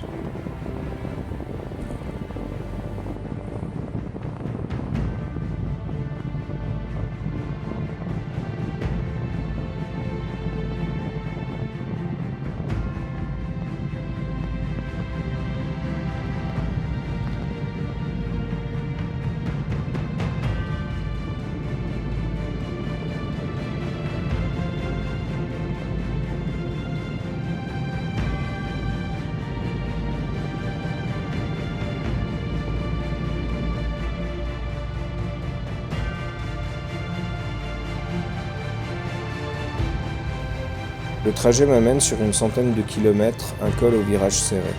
La route est défoncée. Parfois dans un goudron percé d'énormes trous, parfois en terre recouverte de gravier. Mais c'est magnifique.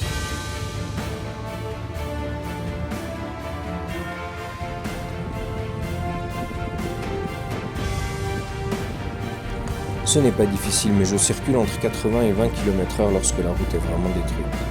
Ces virages qui serpentent en me menant vers les sommets se verdissent. Il fait frais, c'est très agréable à rouler. Ici, sur cette fin de Nigeria, je monte puis je roule des heures à la même altitude, comme sur un plateau qui représenterait le toit du monde afin d'enfin amorcer ma descente. Cette manière de suspendre le dénivelé est non seulement étonnante, mais surtout d'une magnificence sans égale. Les locaux sont sympathiques. J'aurais voulu planter ma tente sur ces hauteurs, profiter de ce coin paradisiaque avant de passer la frontière. Mais la peur ressentie à Onitsha est trop forte et il me tarde de quitter le pays.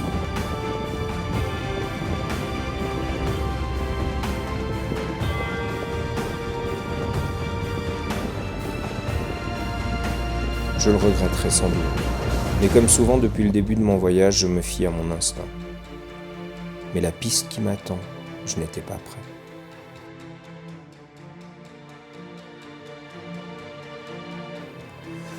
Depuis mon départ, j'ai gagné en confiance sur ce genre de piste. J'ai de bons pneus, plus de technique qu'avant, mais quand même, cette route est impossible.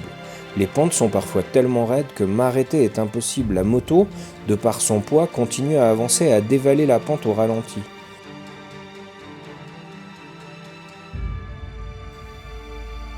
Une allure qui fait glisser les roues de Lily dans des ornières desquelles il est presque impossible de sortir.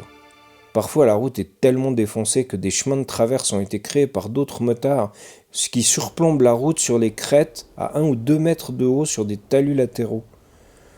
Plusieurs fois, je me retrouve face à un dilemme impossible à résoudre. Dois-je prendre à droite, sur un chemin qui semble faisable, sur lequel j'estime mes chances de me planter à moins de 20%, mais avec 1 mètre plus à droite, un précipice de 30 mètres? Ou alors à gauche, sur un chemin ingérable, sur lequel j'estime mes chances de tomber à 70%, mais qui est situé à flanc de coteau, garantissant que je ne tomberai pas plus bas que le sol. Je louvoie entre ces deux propositions, me fiant à mon instinct, concentré et vaillant.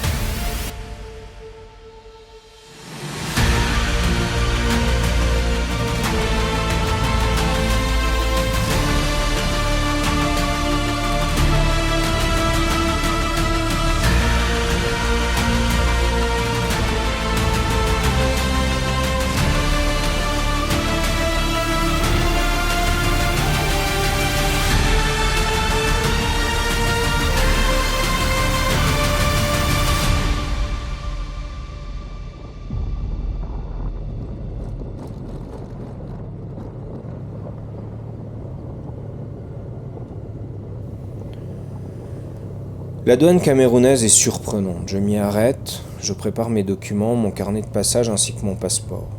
Un douanier prend mes papiers et note différents renseignements sur un grand livre. Il me rend mon passeport. Je retourne près de ma moto. Par habitude, je contrôle juste que tout soit en ordre, mais je constate qu'il n'a rien à poser dans mon passeport.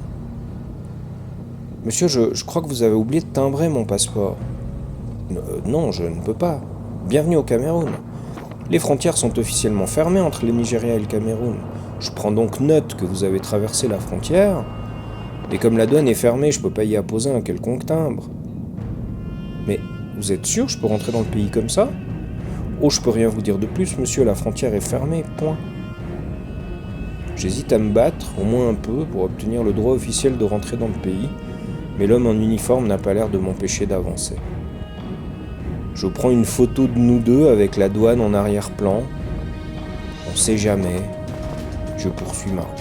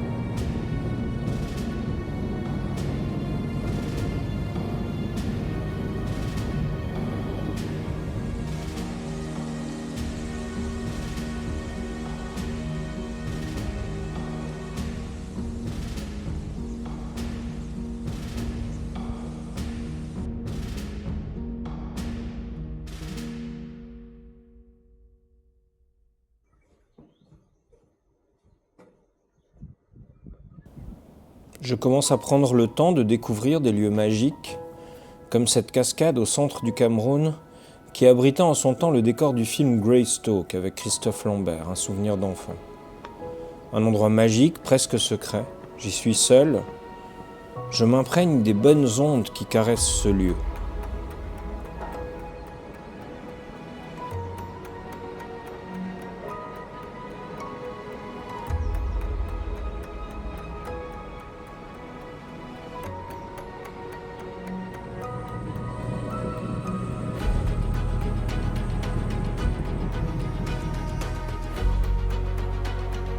En fin de matinée, je visite le jardin de Madame Caplin, une femme maintenant retournée en France qui, il y a presque 50 ans de cela, décidait de créer à Penja un jardin botanique d'une esthétique rare, magnifique.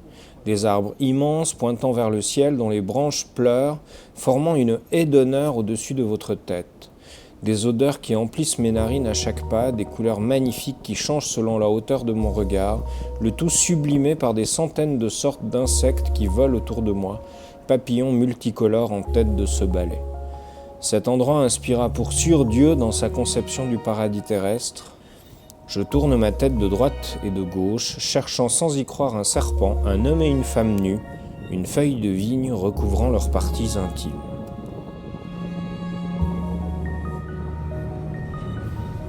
Après la traversée de Douala, capitale économique du pays, j'arrive à Yaoundé, capitale politique. L'hôtel m'a conseillé un quartier magique de Yaoundé, la briqueterie en face du ministère du Soya. C'est une sorte de halle Bocuse lyonnaise, mais en plein Yaoundé avec des produits africains. Toutes les tribus se sont donné rendez-vous ici pour me faire déguster leurs produits, dans un marché en plein air gigantesque. Une tente, un plat. À peine sorti du taxi qu'on me harcèle déjà de mets et d'odeurs épicées à souhait. Je vais passer mon après-midi à déguster une bonne dizaine de plats, donnant à chaque fois l'équivalent de 1 € pour la portion qu'on me tend. J'y déguste différentes manières de cuire le porc, le bœuf, le poulet. Mais je vais tomber littéralement amoureux d'une spécialité du nord du Cameroun, le kilichi, une viande séchée et pimentée qui me fait penser à notre viande séchée du Valais, les piments en moins.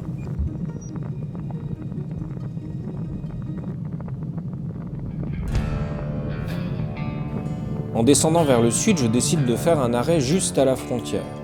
J'ai envie de retenter le camping sauvage, mais cette fois-ci tout seul. Je suis aussi parti dans cette aventure pour tester mes limites.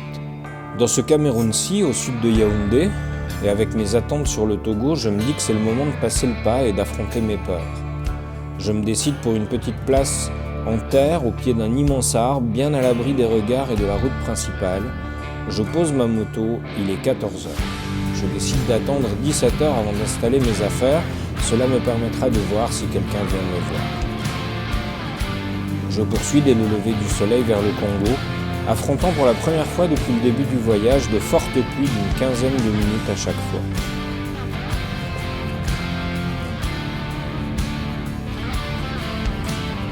Décidément, ce Congo est stupéfiant.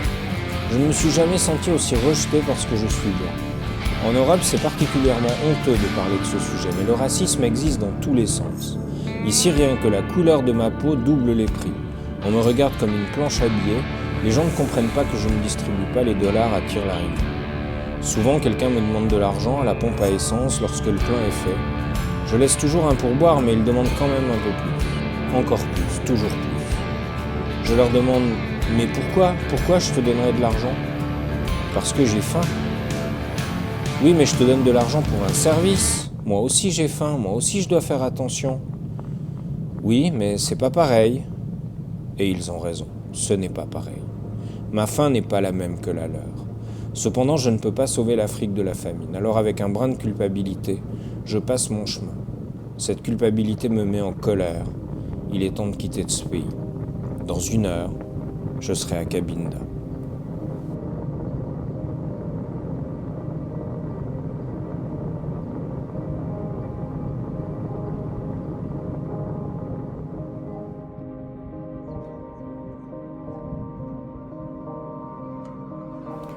La RDC, République démocratique du Congo, est évitable pour autant que je sois à moto. En voiture, c'est plus compliqué.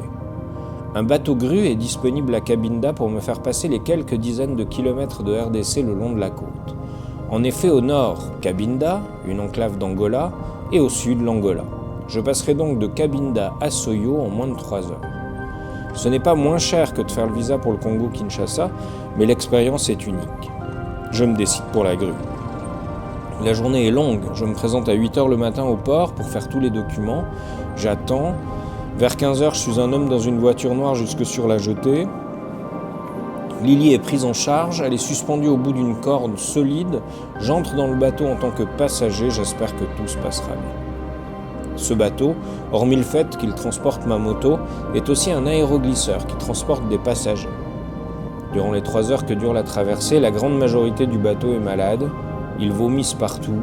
Les premiers rendent malades les seconds rien qu'en les regardant. Moi, ça va. J'arrive à Soyo vers 19h. Le soleil est déjà couché. C'est vrai que Luanda, c'est la fin de l'entonnoir. Pour les voyageurs de la côte ouest de l'Afrique, quels que soient leurs moyens de locomotion, on essaye tous d'éviter la saison des pluies pour passer les vilaines routes du Cameroun rapidement.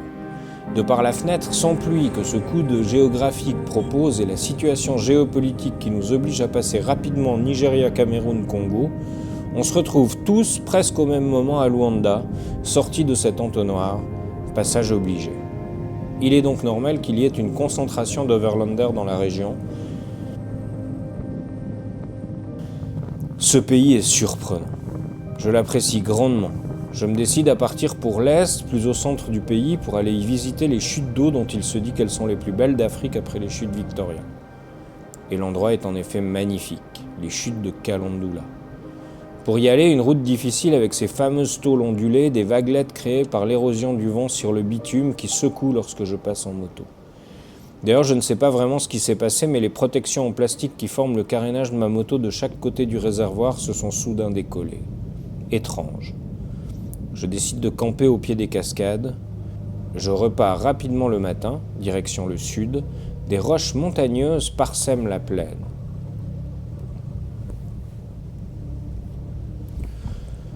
Ce trajet jusqu'au Petras Negras est magnifique. La route est belle et on distingue ces énormes boules de roche depuis loin.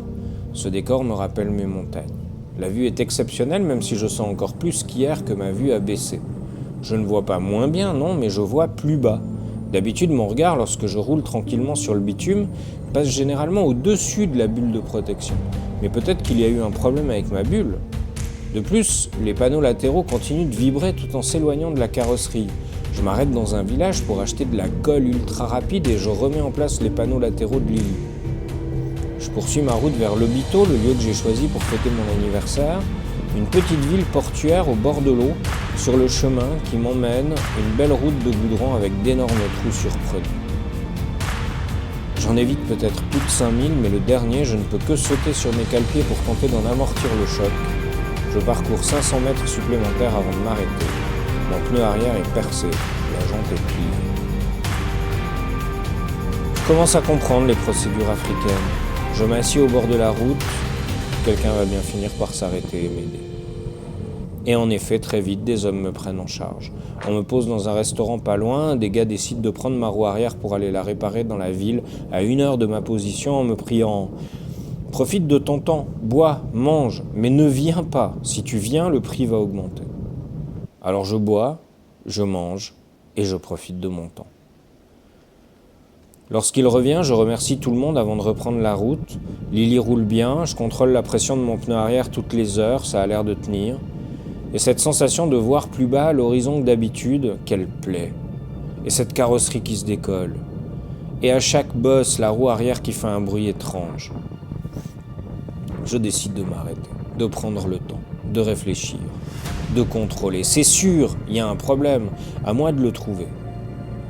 Sur le châssis, en dessous du réservoir, il y a 2 crochets d'acier coulés dans la bête qui maintiennent la selle à hauteur.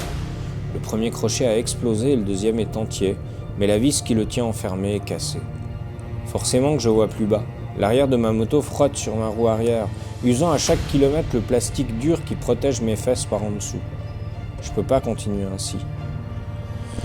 Je glisse à la place de la vis cassée le métal d'un tournevis épais que je tente de maintenir en place par un fil de fer trouvé dans mes affaires. Et c'est debout sur Lily que j'avale les derniers 200 km qui me séparent de Lobito. La route au sein des montagnes est magnifique, mais je suis stressé. J'arrive à Lobito au milieu d'après-midi. Dans le restaurant, le hasard veut qu'il y ait le président du club de moto local qui est aussi mécanique. Il me promet de passer dès le lendemain pour prendre mon véhicule en charge. Il est rassurant. On va bien trouver une solution. J'ai eu tellement peur qu'on m'annonce la fin du voyage, une réapparition impossible, Mélodie est confiante. Je sais que la chirurgie qu'il mène sur ma monture est nécessaire et délicate, pourvu que ça tienne et que ça ne coûte pas un bras. Lorsqu'il ramène la moto, j'en ai gros sur le cœur. Lily fonctionne bien, je fais quelques kilomètres pour m'en assurer. Le dit sourit. Merci mon ami, c'est un excellent job. Dis-moi combien je te dois pour ton travail. Oh, rien, vraiment. Ça m'a fait plaisir de t'aider. On est des motards, tu sais. J'ai envie de pleurer. Je reprends la route en direction de Namib. En effet, si Lily va bien, il y a toujours ce problème d'ABS que seul un ordinateur Honda pourra raisonner. Lodi a un ami qui maîtrise ce genre de réparation. Il a déjà prévenu que j'arrivais. Il m'attend aux portes du désert à Namib, au sud de l'Angola, à quelques 4 heures de route. J'avale les premiers 80 km sur le bitume, je passe Lubango lorsque soudain, Lily s'éteint. Je m'assieds au bord de la route. Lodi, on a un problème. La moto s'est éteinte, elle ne s'allume plus du tout. Je crois que la batterie est morte. Envoie-moi ta position par WhatsApp, je viens te chercher. Lodi me ramène dans un garage de Lubango, ce sont des membres du club de moto qui s'affairent sur Lily. La batterie est en surtension, ainsi elle a explosé après 80 km, mais c'est normal. En remettant les fils dont certains avaient été arrachés lorsque le siège s'était abaissé, Lodi n'a pas contrôlé ce paramètre. Il suffit donc de changer la batterie. Je peux repartir. Je suis bien content que ce soit arrivé juste après cette ville et pas au milieu du désert. Surtout que plus je descends vers le sud, plus le désert reprend ses droits. Il y a même des passages vraiment délicats. Je suis stressé les premiers 100 km, puis je me dis que si Lily a tenu si longtemps, alors elle tiendra toujours.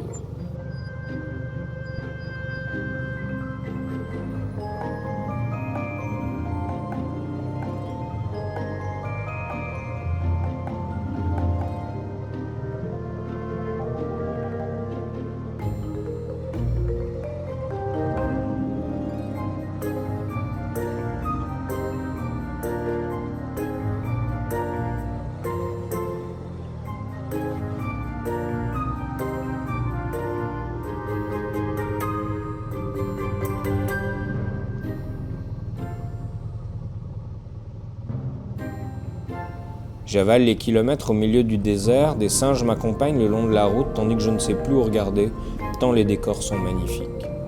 Je suis la route qui serpente au milieu de ce décor de western.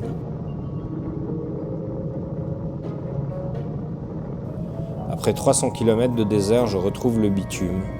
À une vingtaine de kilomètres de Namib, je m'arrête de côté afin de demander à Misogé l'endroit précis du rendez-vous. Les pierres au bord de la route sont si chaudes qu'elles font fondre le dernier millimètre de pneu de ma roue arrière. Une grosse bulle apparaît sur le caoutchouc puis explose. Je ne repartirai plus. Je me couche dans le désert. Encore une fois. Misogé, je suis désolé, j'ai percé. Le kit de réparation ne suffit pas. Je suis au bord de la route. Envoie-moi ta position par WhatsApp et je viens te chercher. Couché dans le désert, je repense à ces motards, à Lodi, à Misogé, mais aussi à Marius au Bénin ou à Toubaï à Dakar.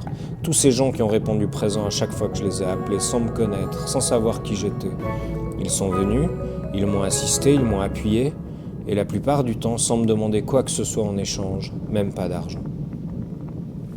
Je repense à cette discussion lunaire que j'ai eue avec l'un d'eux. Tu ne veux vraiment pas que je te paye pour le travail que tu as fait? T'as passé du temps, tu m'as fait profiter de tes compétences, ça vaut quelque chose, non? Écoute Pierre-Yves, sur le principe tu as raison.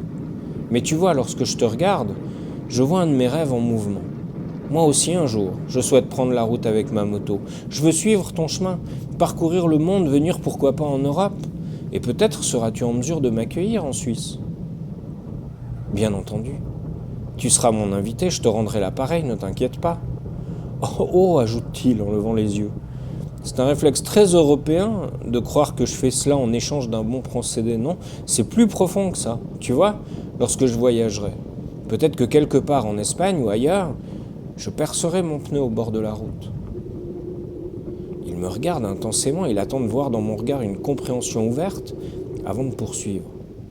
Ce jour-là, j'espère que quelqu'un, pas loin, avec un ami, viendra à mon secours. Il m'aidera sans contrepartie, juste parce que celui qui est nous regarde, celui qui est en haut sait que j'ai fait la même chose en Angola pour quelqu'un d'autre. Alors ce Tout-Puissant me rendra l'appareil, alors que je serai à 20 000 km de chez moi. En disant ça, il me montre le ciel. Tu vois, mon ami, il ne s'agit pas de toi et moi, mais d'une dimension bien plus grande qui m'assure que si je t'aide, alors une fois, lorsque j'aurai besoin d'aide, une autre personne viendra à mon secours et conformera toi, moi et lui, les premiers maillons d'une chaîne universelle de motards qui s'entraident. J'en suis convaincu. Voilà pourquoi je ne veux pas de ton argent, parce que je veux que le destin prenne crédit d'une future aide dont j'aurai certainement besoin. Misoger n'a pas de véhicule adapté pour venir me chercher. Je n'avais pas tout à fait compris, mais en fait, il est garagiste à Benguela, une ville qui est à 300 km à l'est de Namibe. Il est sur la côte pour profiter de ses quelques jours de vacances. Il est venu avec Polo, son ami motard lui aussi, qui possède une camionnette. Alors qu'on tente de mettre Lily sur le pont, je comprends que Polo est poissonnier, que sa camionnette est celle qui d'habitude transporte le poisson et qu'elle n'est pas du tout prévue pour remorquer une moto de 500 kilos. Je souris. Ah, l'Afrique. Je passe 3 jours à regarder ce club de motos s'affairer autour de Lily. C'est une sorte de gang où la mécanique ressemble à de la chirurgie. Misoger réfléchit, les mains levées. Un apprenti lui glisse les appareils dont il a besoin dans la main, un autre apporte régulièrement des bières et un dernier me sustente régulièrement en nourriture du coin, rapide et épicée. On travaille de jour, un peu de nuit. Je bois, trop, mais c'est la vie de motard. Quel monde à la fois étrange et simple. Après 3 jours inoubliables, je quitte Namibe. J'affronte le désert jusqu'à Lubango. Sur les longues plaines arides, je fais une pause pour embrasser Lily. Je me sens un peu ridicule, mais c'est comme ça. Le motard humanise sa monture car il sait que sans elle, il n'est rien. Et je suis trop heureux de la retrouver vaillante. Il y a tant de moments dans un voyage comme le mien, durant lesquels tout peut s'arrêter. En plus, le décor est magnifique.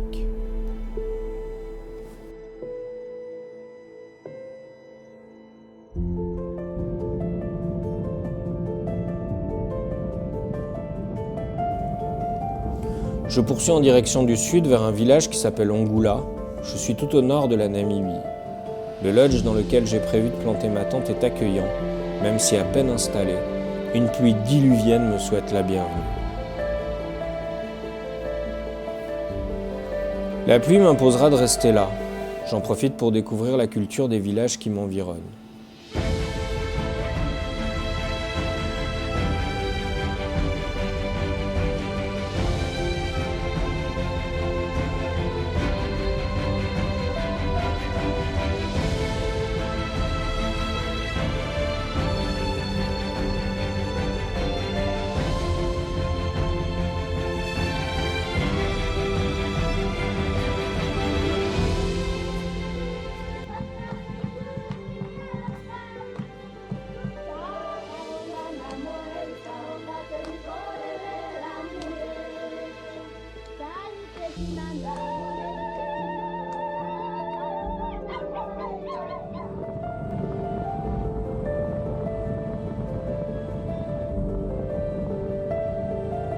Je reprends ma moto pour poursuivre le voyage en direction de Windhoek, la capitale de la Namibie, dans laquelle se trouve le fameux garage Honda qui me permettra enfin de guérir totalement Lily.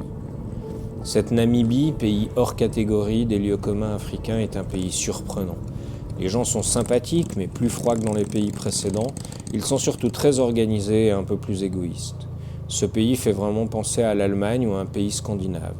La criminalité y est presque inexistante et la pauvreté a été bannie des lieux de grande fréquentation. Je prends alors conscience que mon voyage touche bientôt à sa fin. Chaque endroit où je m'arrête dans ce pays, il y a toujours une place équipée pour y mettre ma tente. L'équipement consiste à avoir à chaque emplacement un peu d'électricité, un peu d'eau et un foyer prévu pour le barbecue. Là où l'Angola m'a paralysé comme un coup de foudre, la Namibie est un pays qui se laisse découvrir. Je tombe amoureux, mais peu à peu. Chaque jour ouvrant dans mon esprit une fenêtre magnifique, inattendue et inexplorée. J'ai hâte de continuer vers le sud.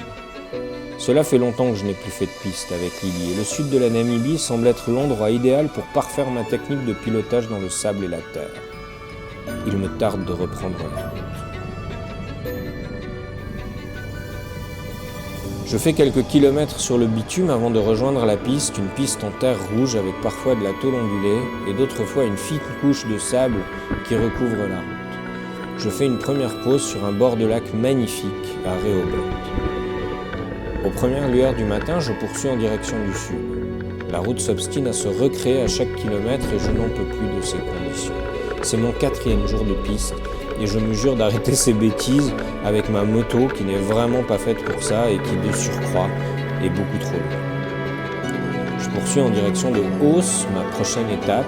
Il reste une dizaine de kilomètres, mais je sens le frein de la piste. Ça me réjouit. Soudain, comme pour me demander de rester concentré, la route devient ensablée avec une épaisseur exagérée. Plusieurs fois, ça passe, mais je ne sais pas vraiment comment je réussis à ne pas tomber. Je respire un bon coup, je pose mes 2 pieds à terre et j'avance avec Lily à 5 km/h, m'aidant de mes jambes pour maintenir ma moto en équilibre. Je cherche des yeux la trace la moins épaisse quand tout à coup, Lily rugit et s'écroule sur son côté droit. Je tombe pratiquement à l'arrêt, une chute si lente que contrairement à d'habitude, je ne suis pas éjecté de la selle, mais j'accompagne la chute de tout mon poids. Je sens mon genou se tordre, mon pied droit se planter dans le sol, la bagagerie de la moto enfoncer mon mollet. J'essaye de bouger, mais impossible. Je suis couché sur le ventre, du sable plein la bouche, avec la moto qui me cloue au sol sans me permettre de bouger, sauf les bras. La situation est absurde. Je pose mon front sur mes mains et je décide de patienter. Quelqu'un va bien finir par arriver. Après une grande demi-heure, je vois d'abord un nuage de poussière au loin, soulevé à coup sûr par une voiture comme j'en ai croisé durant le trajet. C'est un couple de Français en vacances, ils s'arrêtent pour m'aider. Je reprends mon souffle, mon genou droit me fait mal, mon épaule gauche encore et toujours. Je poursuis ma route jusqu'à Lüderitz. Lüderitz est une magnifique petite ville qui me rappelle l'Écosse. Il y fait une température agréable le jour et plus fraîche le soir venu, me forçant alors à porter un pull-over. Les maisons y sont petites, individuelles et souvent colorées. Le port est magnifique, de taille humaine, et je profite de mon séjour pour déguster poissons, moules et huîtres.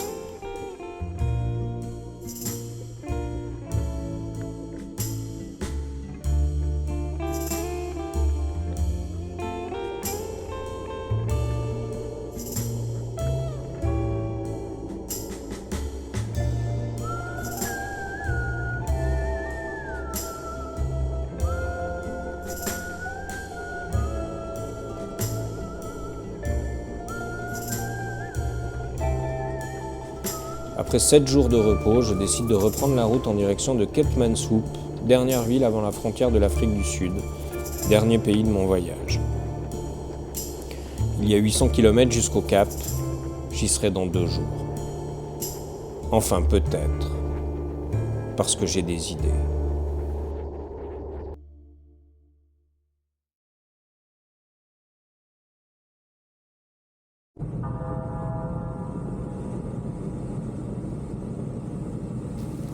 Et puis mince, je décide de retourner vers le nord. Je sais, j'avais parlé de la côte ouest de l'Afrique, mais le bateau ne quittera le Cap que dans 3 mois, et je ne vais pas attendre son départ en Afrique du Sud, d'autant que le Cap est une ville dont la sécurité laisse à désirer. Je remonte donc vers le nord de la Namibie pour aller atteindre un de mes rêves d'enfant, les chutes Victoria.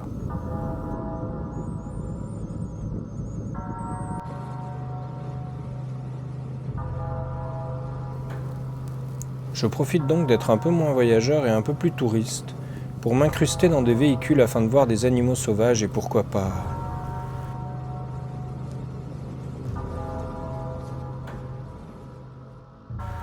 Je commence par la côte de Walvis Bay, avec les otaries, les dauphins et les oiseaux, puis je remonte sur Etosha pour les rhinos, les lions, et je continue vers Caprivi pour les éléphants et les hippos.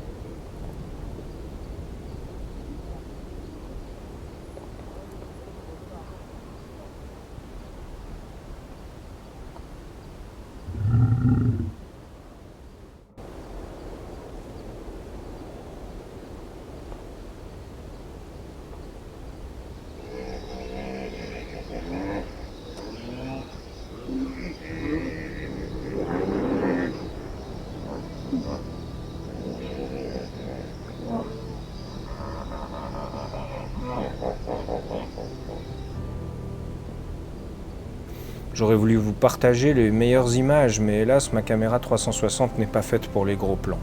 Il faut vraiment que je m'équipe d'une caméra pour les gros plans lors de mon prochain voyage.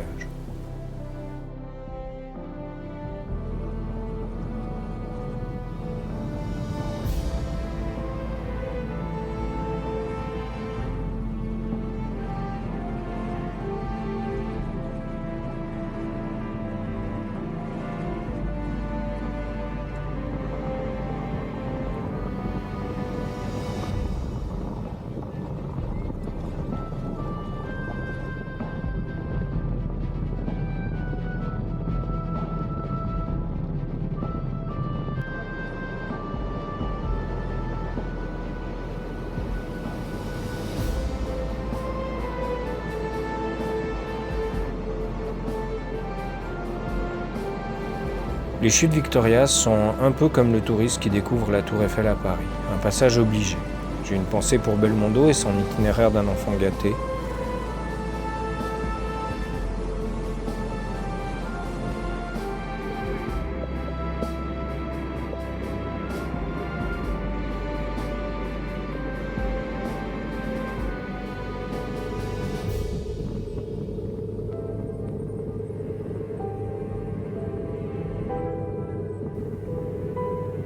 Je reprends la route en direction du Botswana.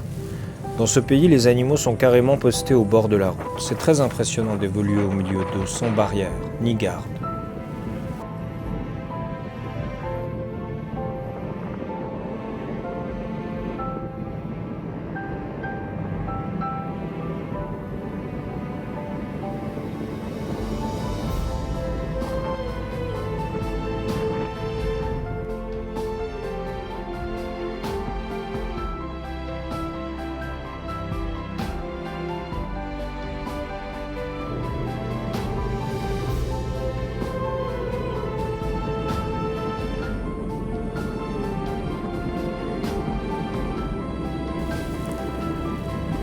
Je traverse le nord de l'Afrique du Sud. Dans ma tête, je pense déjà à la suite.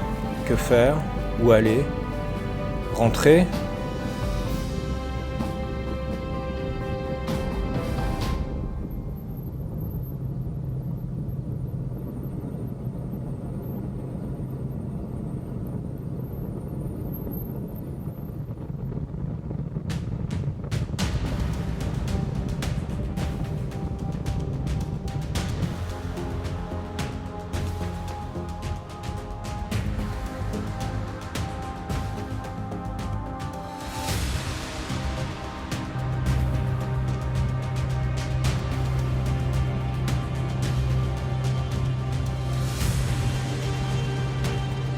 On dit du Lesotho qu'il est la Suisse de l'Afrique. Je décide de le traverser et de me faire un dernier délire off-road en sortant de ce petit pays via le Sani Pass.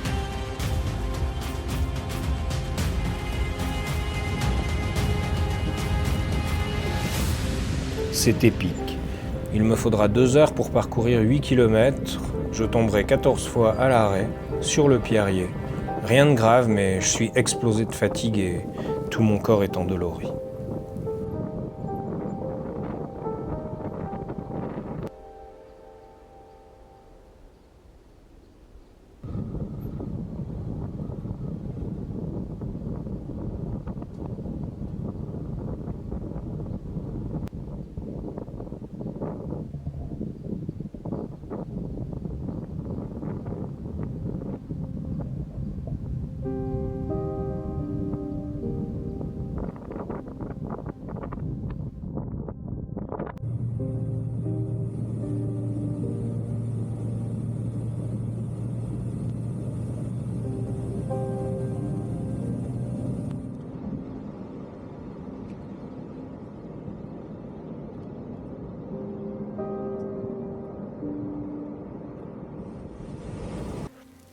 Je retrouve enfin l'océan, il ne me reste plus qu'à longer le bord de l'eau pour rejoindre le cap. Mon objectif, le cap des Aiguilles, le point le plus au sud du continent africain, la fin de mon voyage.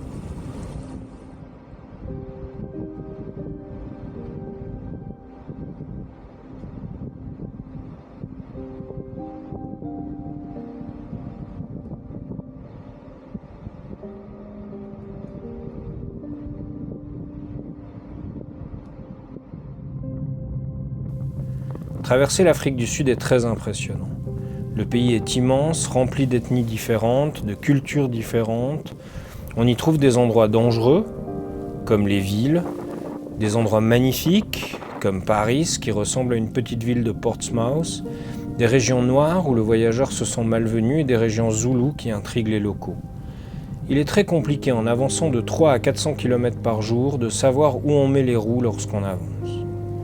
Je croise les doigts pour éviter des endroits chauds. Mon voyage se déroule sans accroc. Chaque arrêt dans un lodge m'offre des panoramas incroyables. J'ai le temps sur la route de me recentrer, de faire le bilan de cet incroyable voyage et de me demander enfin ce qui fait que j'ai tant kiffé.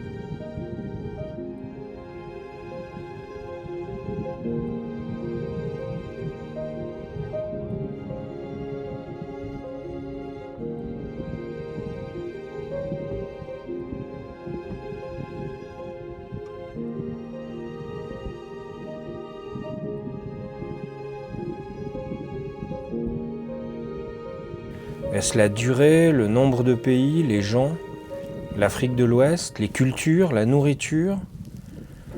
La réponse est assez simple, c'est tout cela à la fois, et ce patchwork de nouvelles sensations m'aura rendu vivant, plus vivant que jamais. J'ai appris 3 choses essentielles durant ce voyage.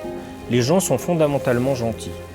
Ils ne sont pas méchants par essence, et ceux qui le sont rares, mais surtout dans les pays les plus dangereux.